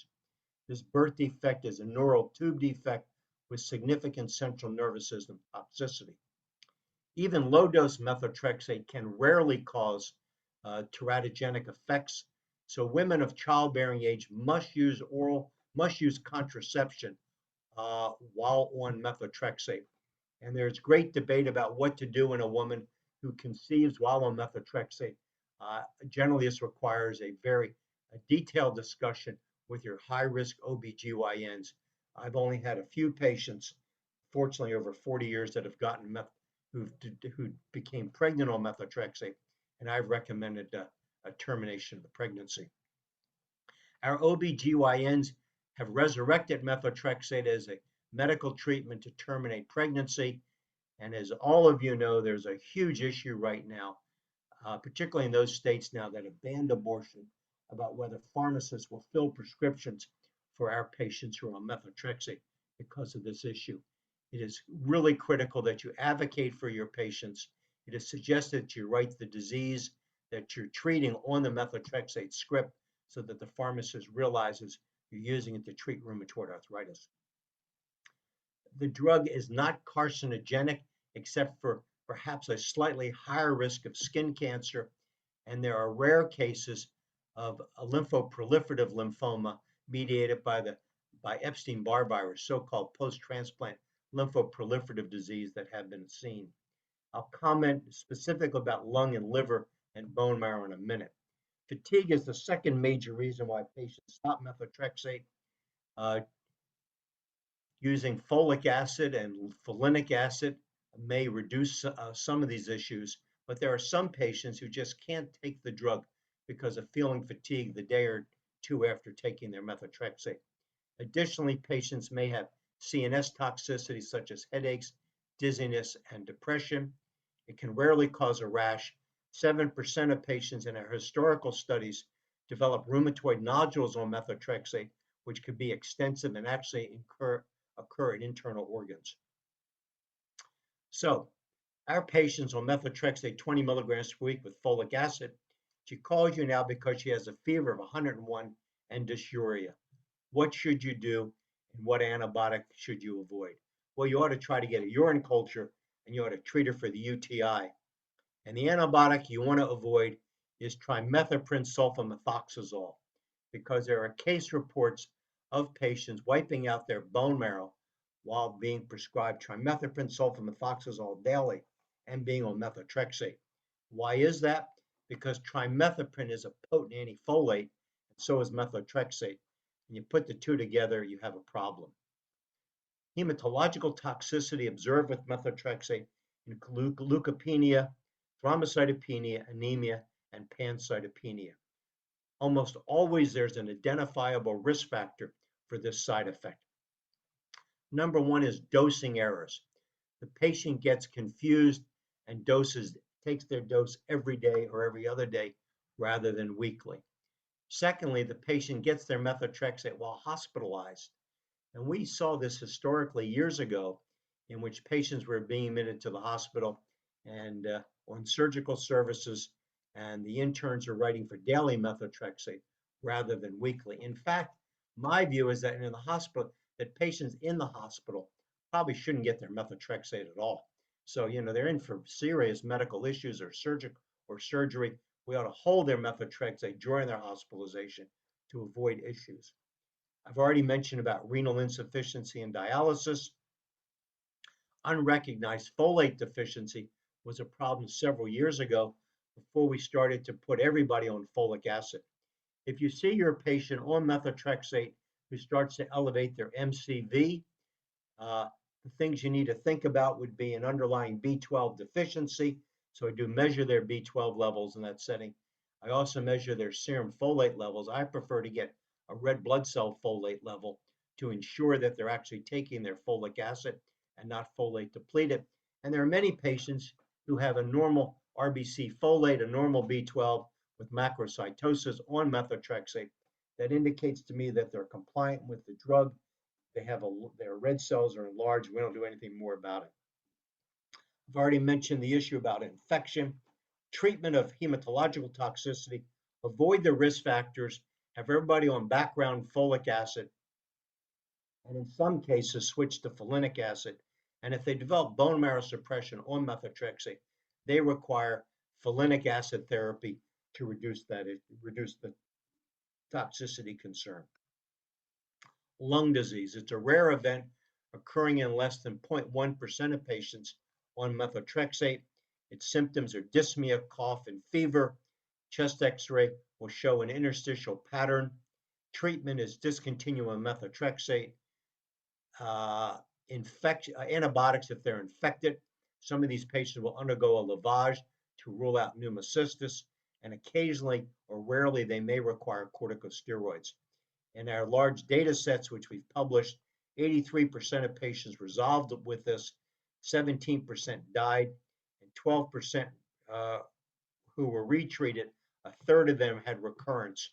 So if you have a patient who suspect methotrexate lung, and the histology is very similar to rheumatoid lung, I generally would not recommend rechallenging. We've got too many other therapies that we can use. Liver disease. This is the major toxicity concern when the drug was reviewed by the FDA in 1987. That's based upon a high incidence of toxicity in our psoriasis patients. And the historic data sets from Europe, particularly Scandinavia, up to 25% of patients on methotrexate for psoriasis develop fibrosis and or cirrhosis. In rheumatoid arthritis, the risk is significantly less. We reported previously that at 5 years, the risk of serious liver disease defined as cirrhosis on biopsy or clinical evidence of portal hypertension was less than 1 out of 1,000. It's probably even less than that. In a case control study, we identified that all of the patients had abnormal liver blood tests prior to the event. And my colleague Joel Kremer in Albany has done some elegant longitudinal biopsy studies, and he's demonstrated that patients develop abnormalities of their liver blood tests prior to the development of serious liver disease. And our working guideline group recommended and defined abnormal liver blood tests as anything above the upper limit of normal, not twofold, not threefold, not fourfold. It's above the upper limit of normal. I want to highlight that a third of patients when starting methotrexate will bump their transaminases to 2 to 3-fold elevated. This does not identify the patients who are at risk for serious liver disease down the road. Acute hepatitis from methotrexate is exceedingly rare, and those third of patients who bump their transaminases in the first 6 months normalize their transaminases over time. What we're trying to identify are those patients who over time start to have subtle elevations that are recurrent in their liver blood tests. In our original guidelines, we recommended monitoring every 1 to 2 months, and we defined persistent abnormalities as 6 out of 9 over 9 measurements, or 9 out of 12 over yearly. The guidelines have been modified now to recommend monitoring every 3 months. My British colleagues have recommended less frequent monitoring, but I must tell you, I totally disagree with that because they've not well defined serious liver disease. It's not a liver blood test abnormality. It's cirrhosis on biopsy and or evidence of portal hypertension. In my patients who start to have recurrent elevations in liver blood test abnormalities over time, I'm now ordering a fibroscan to see if I can identify serious liver disease.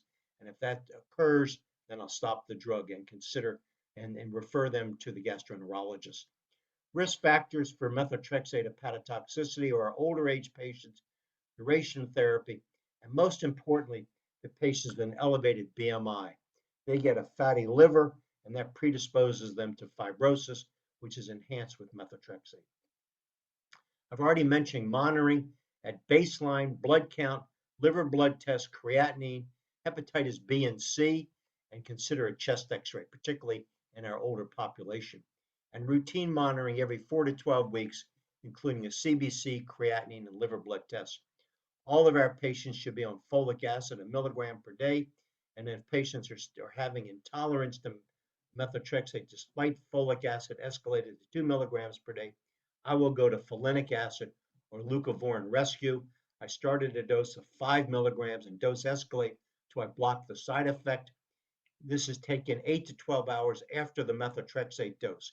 You can stop folic acid when you give folinic acid. Folinic acid is an active form of folic acid. It's biologically active. It bypasses the block that methotrexate induces.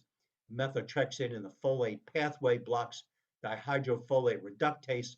Methotrexate, leucovorin bypasses this enzyme. It's important that folinic acid not be administered within the first 8 hours after methotrexate, because if administered in the first 8 hours, it will block the efficacy of methotrexate. If you wait 48 hours to dose leucovorin, it does not work. As I've mentioned already, women of childbearing potential must use birth control, and I've talked about its contraindication in renal insufficiency and dialysis. So in summary, methotrexate is a really good drug. A third of patients can be treated for their rheumatoid with methotrexate alone because they can be driven into low disease activity and or remission. ACR20 responses are seen in 60% of the patients. Maximize the dose to 25 milligrams per week. What I do is I start them at 12.5 milligrams per week generally. I had them come back for an in-person or virtual visit 4 to 5 weeks after starting methotrexate to make sure they're tolerating it. I generally don't expect to see a clinical response in the first month. And after 4 weeks, I'm doubling the dose, either going to 20 milligrams per week or 25 milligrams per week in a split dose regimen, treating them for another 4 to 6 weeks. And if they're not close to low disease activity by that point, I will add another therapy. If they're close, I may treat them for another 6 or 8 weeks. And at that point, if they're not in low disease activity, add another drug. Methotrexate has a positive impact upon acute phase reactants. It reduces radiographic progression. There are a number of cohort studies that report that methotrexate reduces the mortality associated with rheumatoid arthritis, particularly by reducing cardiovascular disease. The use of methotrexate in non-rheumatoid patients has not been validated as a way to reduce cardiovascular risk.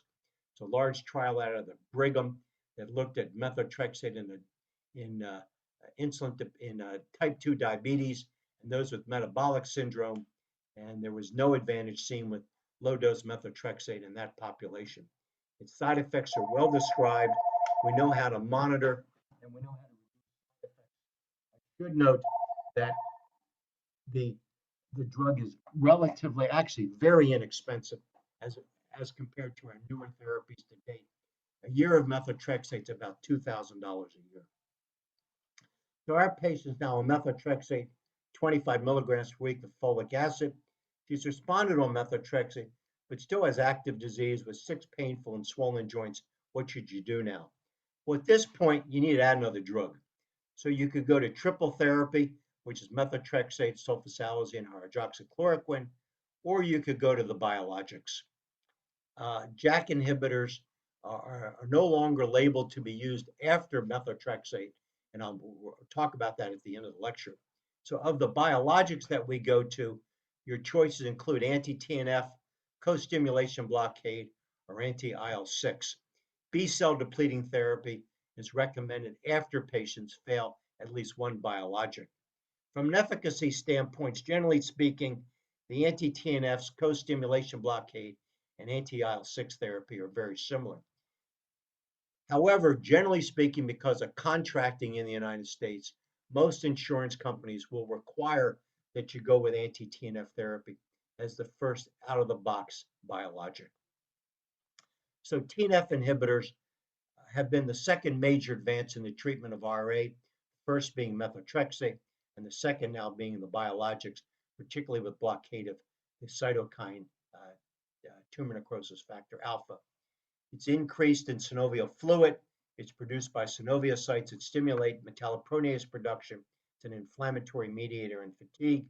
In transgenic models of arthritis in which TNF is upregulated, the animal develops an erosive arthritis. In animal models of arthritis, such as type 2 collagen-induced arthritis, when you give anti-TNF therapy, you may block the activity of the arthritis. And then we have the clinical experience, which is robust, and it's an excellent example of bench-to-bedside medicine. The first anti-TNF therapy that was successfully shown to be effective in rheumatoid arthritis was the chimeric monoclonal antibody, originally called CA2. It's now marketed under the name of Remicade, and its trade name is infliximab. It's a monoclonal antibody given intravenously. The first anti-TNF therapy approved in the United States was etanercept or Enbrel. It's a fusion protein against the P75 receptor. And then following that was a fully human antibody against TNF, adalimumab or Humira. We also have a pegylated anti-TNF, certolizumab pegol, and a humanized monoclonal golimumab. I want to just comment about the value of adding methotrexate to the anti-TNFs, and I'm taking a paper from about 20 years ago, a European trial of etanercept versus methotrexate versus the combination. The anti-TNF therapies begin to show efficacy within 2 weeks. Its maximum effect is at week 24, but you see a statistical advantage starting even at weeks 4 and above. This was a trial in which etanercept was compared to methotrexate and compared to the combination. Prior to this, we had studied combining methotrexate with etanercept and reported that it was superior to methotrexate alone. And then there was a trial of early RA comparing methotrexate to etanercept. And interesting enough, at 24 weeks, as I mentioned, methotrexate achieved the same clinical effect as etanercept. Earlier time points, however, showed that etanercept was more effective, but over time, methotrexate caught up with etanercept from a clinical standpoint. Etanercept was superior to methotrexate alone. In this triple-arm study, it was demonstrated that methotrexate and etanercept had very similar responses, with ACR 20s being in the mid 70% range, ACR 50s being in the mid 40% range, but the combination was even better, 10 to 15 points better than etanercept alone.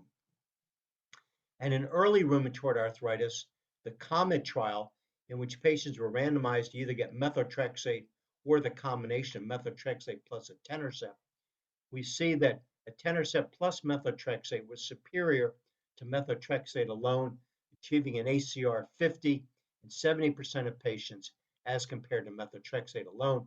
But by itself, methotrexate is pretty good, actually. And the reason why we don't start the combination is because of the cost of treatment now. The anti-TNF therapy in the United States is upward to over $70,000 a year. Methotrexate, as I mentioned, is $2,000.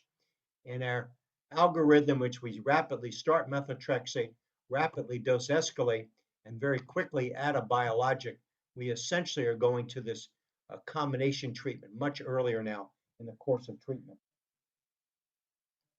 So why do we use methotrexate and the biologics first? Why do we use them together? We use them because methotrexate increases the efficacy of selected biologics, including anti-TNF therapy, abatacept, and rituximab. In the case of infliximab and adalimumab, methotrexate increases the drug levels of these monoclonals. The lowest dose of methotrexate appears to be advantageous in this setting is 10 milligrams per week. So if you have somebody in remission or low disease activity on your anti-TNF plus methotrexate, over time you can begin to lower the methotrexate dose and potentially not see a flare. How about withdrawal? You know, I will tell you, 30 years ago, patients never asked, when can I stop my treatment? Nowadays, it is a very common question, and we now have data. The data shows that when you abruptly stop the anti-TNFs as well as abatacept and tocilizumab in patients with low disease activity. 80% of them flare. So don't do that. However, over time, at least with two of the drugs, etanercept and certolizumab pegol, it's been demonstrated that we could actually stretch out the interval or lower the dose of the anti-TNF without a flare. And this is the trial done in Europe, looking at patients who were in low disease activity, who had been on anti-TNF, etanercept plus methotrexate for 6 months. And those patients that were in low disease activity, they got randomized now to stay on full dose of etanercept, 50 milligrams per week, plus their background metho, to lower the dose to 25 milligrams a week of etanercept, stay on their stable dose of methotrexate, or receive placebo injections and stay on their background dose of methotrexate. So all of the patients are blinded to the dose reduction as well as the investigator. And we can see that over time, there is no clinical flare in those patients who lowered their dose of etanercept to 25 milligrams per week or stayed on full dose of etanercept, but 80% of the patients that stopped their etanercept flared. And this led to our guidelines recommendation that we should not stop the biologic, actually. So we recommended in those patients who are doing well, gradual discontinuation of methotrexate or dose reduction rather than stopping their biologic. So what are the safety issues with anti-TNF? Well, infection, the most serious adverse events seen with methotrexate, actually with the biologics. It's greater than what was seen with methotrexate alone. It's primarily bacterial infections, including sepsis, and some patients died from sepsis. Opportunistic infections can occur. The one that's mechanistically based is granulomatous disease, because anti-TNF therapy in preclinical models opens up the granuloma in this clinical setting. So we now pre-screen everyone for tuberculosis prior to starting them on an anti-TNF therapy. It's actually labeled for all the biologics about pre-screening. When these drugs were originally launched, before there was pre-screening for TB, when patients got anti-TNF therapy, they went on and developed, in some cases, miliary tuberculosis, tuberculosis involving the brain, the bone, the gut, the joint. So screen your patients for TB prior to starting them on treatment, and I will screen them again if they travel to parts of the world where there's endemic tuberculosis or they're exposed to someone who has active TB. Fungal disease has been seen, particularly coccidiomycosis in the Southwest and histoplasmosis in the Ohio River Valley. There are rare cases of demyelinating disease. This has primarily been seen in patients who've had a prior episode of demyelination, including optic neuritis. Anti-TNF therapy was studied as a treatment for multiple sclerosis and unfortunately flared the MS. So this is a contraindication of anti-TNF therapy to use in that setting. There have been rare cases of a lupus-like syndrome. In class 3 and 4 heart failure, anti-TNF therapy may increase the risk of heart failure. The only cancer that's increased, despite what you see on TV, is skin cancer. The lymphoma that's mentioned is related to the underlying disease and not to the drug. So anti-TNF therapy is an important advance. Generally can take up to 12 weeks to see a response. If you've not had any improvement by 12 weeks, you need to stop the treatment and go to another treatment, because treating longer ain't going to make it any different. It works in early and long-standing disease, in DMARD naive and multiple DMARD failures. It works better when used in combination with methotrexate. Generally, it's well tolerated, but rare serious adverse events can occur. Biosimilars to infliximab have been approved and are in use. And in 2023, biosimilar adalimumab will be marketed in the United States. There's 7 or 8 now biosimilar adalimumabs approved by the FDA. The companies are waiting for patent expiration in 2023. And so that's like 6 months from now, we will have access to biosimilar adalimumab, which may change our prescribing patterns in a sense. I think it's going to be a bit more complicated because there's so many biosimilars out there. I don't know whether we will see the significant price reduction that's been seen in Europe But I can tell you in the UK, biosimilar adalimumab is almost at the same price as methotrexate. It's like 5,000 pounds now, which is incredibly inexpensive. The next biologic I want to mention is abatacept, which was the second or third, actually, anti-IL-1 followed the approval of anti-TNF, and then following that was abatacept. It blocks a co-stimulation pathway. It works in TNF naive and TNF failures. In those patients who are TNF experienced, there's about a 50% response rate. It takes 4 to 16 weeks to get a response, but at 12 weeks, if you look at data from 12 to 24 weeks out, they continue to respond over time. As with anti-TNF therapy, if you've not had any response by 12 weeks, it's not going to work. It has a positive impact upon quality of life and fatigue. I was involved in a large clinical trial comparing adalimumab to adalimumab to abatacept in patients on background methotrexate. And in this clinical trial, the clinical effects were identical, as well as the radiographic effects of abatacept to adalimumab, but there was a better safety profile with abatacept. It can either be given intravenously or sub-Q. When it's given sub-Q, it's given weekly. When it's given intravenously, it's given monthly. The beauty of IV therapy is that, as you will find out, Medicare does not reimburse for subcutaneous administered treatment, parenteral therapy. So in your Medicare patients, you could switch them from sub-Q weekly to IV abatacept without a significant financial imposition for the patient. It's well tolerated. We did a large trial looking at comorbidity issues as well as combination DMARDs. The bottom line is that infection is increased with leflunomide as well as underlying lung disease. And in a trial mandated by the FDA, we combined abatacept with anti-TNF therapy, specifically etanercept, and we reported 4 times the rate of infection with no greater efficacy. So there's a black box warning on the combo. Tocilizumab blocks the IL-6 pathway. We have 2 monoclonal antibodies targeted against the interleukin-6 receptor, tocilizumab and sarilumab. They work fast. In the case of tocilizumab, it can be dosed either sub-Q every 1 to 2 weeks or dosed IV monthly. Again, this is advantageous for a Medicare population. Tocilizumab is also labeled for giant cell arteritis and for Castleman's disease. It has an impressive impact upon CRP, and in fact, it should normalize your C-reactive protein, and it can do that in the setting without even improving the joint disease.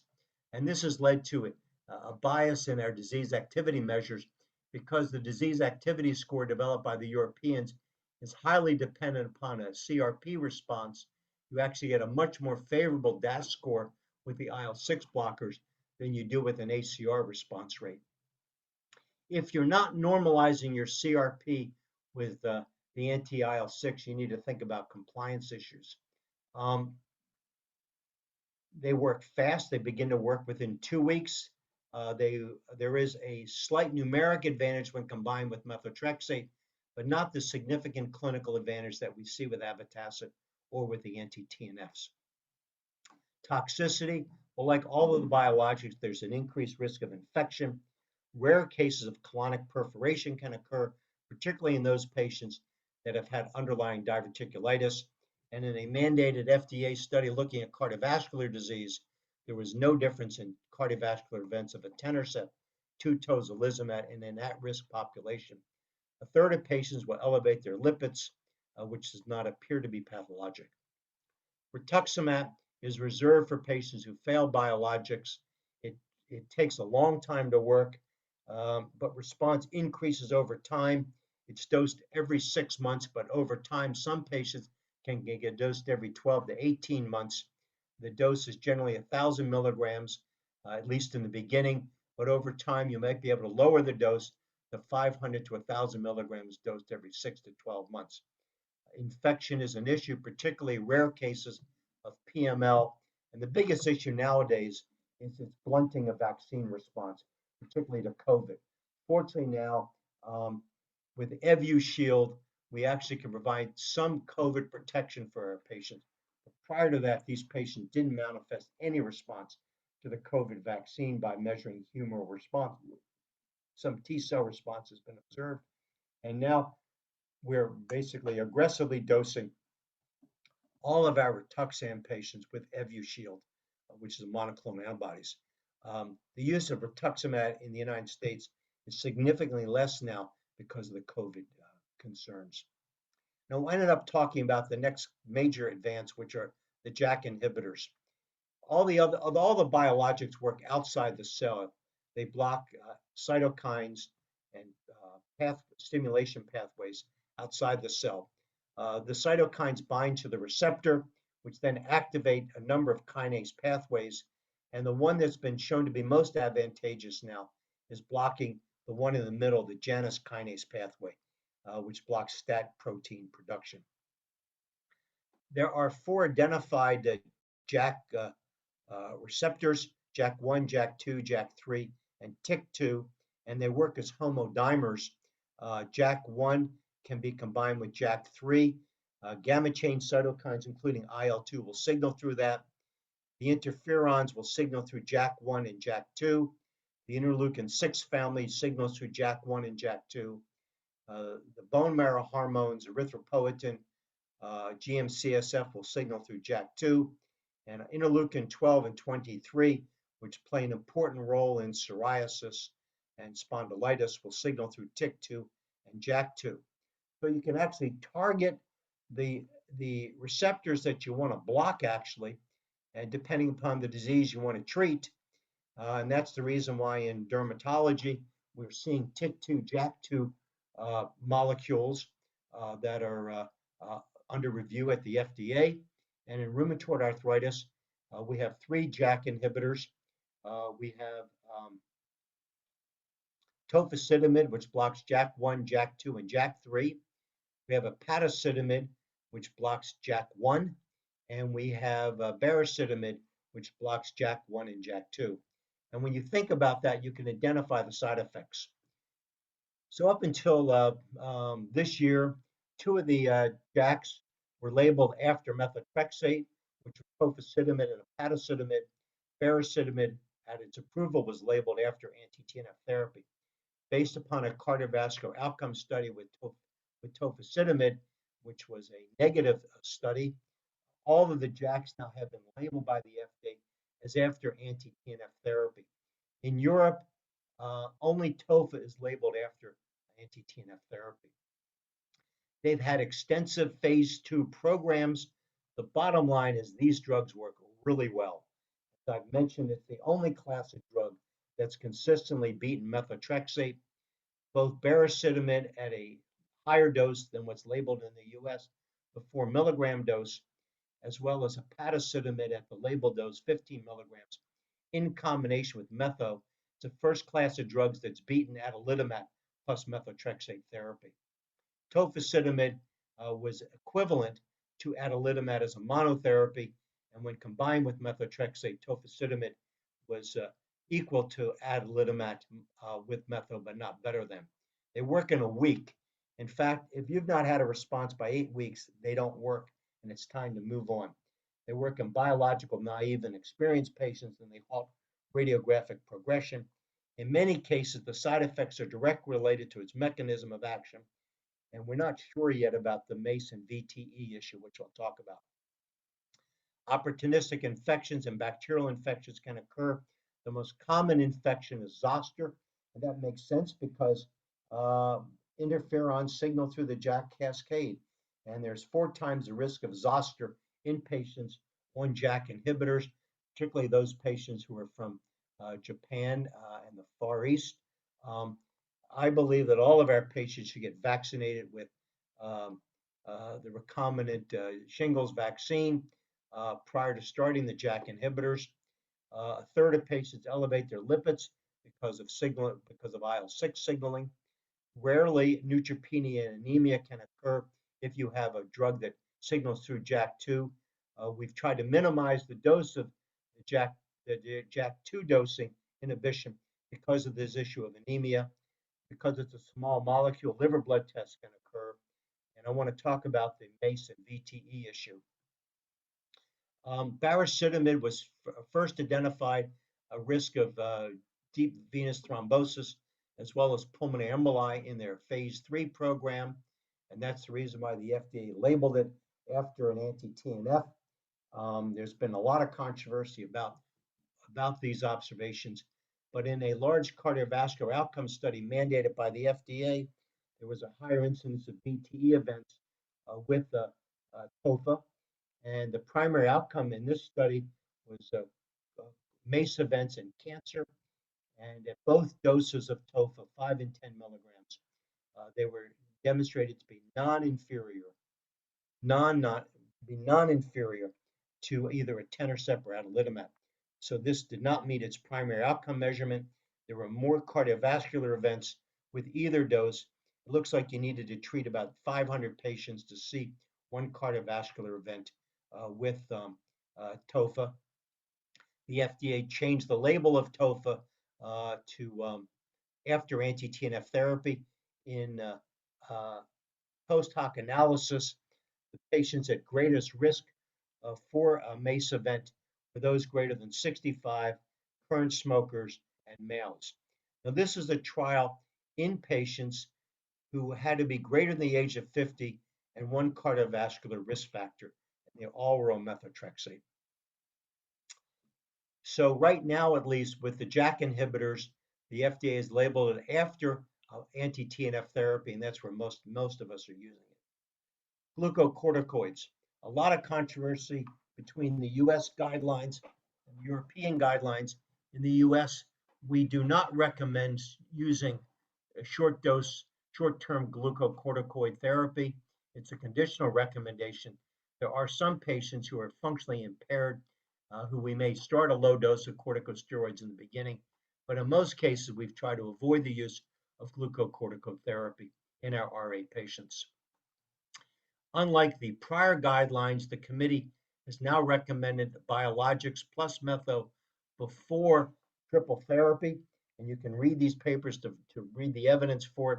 This primarily deals with a more substantial response with the biologics plus metho as compared to triple therapy by itself. In a patient who fails a biologic plus methotrexate, rather than cycling in the class, we have recommended now moving to a different mechanism of action. So, in summary, in 2022, methotrexate remains the cornerstone of therapy. Adherence, and tolerability is an issue with triple therapy.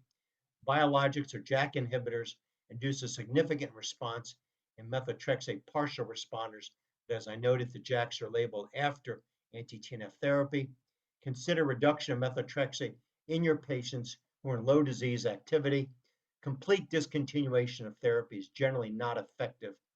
MACE, VTE, and cancer and the mechanisms need to be determined with JAKs, and COVID and the cost of therapies are a major challenge. Thank you, and here's my email. If you have any questions, that I'll be happy to address. Thank you very much. Dr. Weinblatt, thanks for such a great talk. Very helpful and very relevant, obviously, especially for our first year fellows who are joined on today. For attendees, I think Janet's going to pull up a brief survey, if you don't mind answering that. But I do think we have a couple of minutes here for some questions, if that would be okay, Dr. Weinblatt. Sure. A lot of these center around the use of methotrexate. The first one I'll ask is, so in a patient that you, let's say they do okay on methotrexate, but you've discontinued it due to either nodulosis or maybe concern for, methotrexate related lung issues, so, pneumonitis, could you switch that patient to leflunomide feasibly? Yeah, that's a great question, and we don't have a lot of, evidence-based data on this. Leflunomide also has been associated with hypersensitivity reactions. This is primarily noted in our Japanese colleagues. If they had significant lung disease, I probably would avoid leflunomide, actually. If it was mild lung disease, then yes, you could switch them. Occasionally they will flare, but that's pretty uncommon. Great. And maybe kind of almost the flip side of that, let's say you are seeing a patient and they have, early in their disease course have, like rheumatoid lung nodules. Is it okay to start that patient on methotrexate? Yeah, so we actually in the guidelines, and I didn't get into that today, but we have a section about use of methotrexate in patients with underlying lung disease. And unless they have significant underlying lung, we actually do not, we actually allow you to use methotrexate in that setting. Um, uh, if you have severe lung disease, I wouldn't use methotrexate. The risk factors for methotrexate lung or underlying pleuropulmonary disease primarily and diabetics. The reason why we've avoided methotrexate in someone with severe lung is that they've already got a compromised lung, and if they rarely could get methotrexate pneumonitis, they would be in trouble. In fact, many of the biologics have also been associated with pneumonitis. So this is a difficult area actually. The present, if they've had if they have rheumatoid nodules confirmed on biopsy of the lung, then I wouldn't have a problem using methotrexate in this setting. Obviously, a nodule in the lung is not always a rheumatoid nodule, and that have to be excluded first. Great. And I might ask one more question. This centers around the concept of TNF cycling.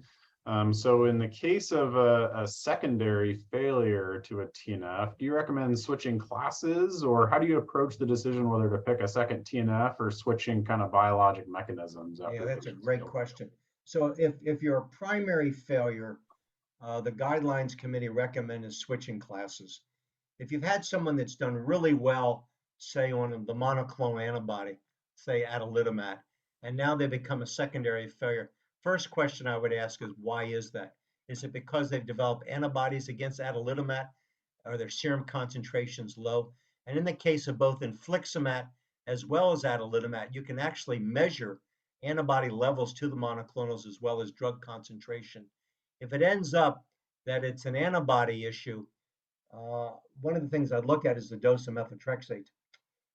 Maybe you could increase their dose of metho and then see if you can drive their levels up. In the case of adalimumab, you could actually go to weekly treatment with adalimumab to see if you get a higher drug level, and the same way with infliximab. If you've maximized that, then you might want to switch them to etanercept and see what happens with that. But I wouldn't treat them with the second anti-TNF for more than 12 weeks. There is data that suggests that some patients get a better response when you move out of the class. These secondary failures, though, I only cycle in those patients that have had a really great response with the first anti-TNF. Great. Well, that's very helpful. Thanks, Dr. Weinblatt.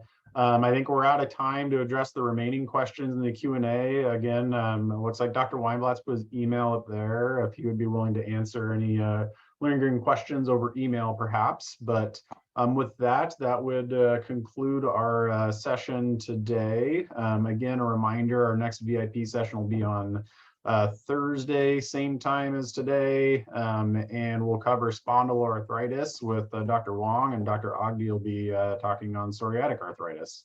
So thanks for joining us, everyone.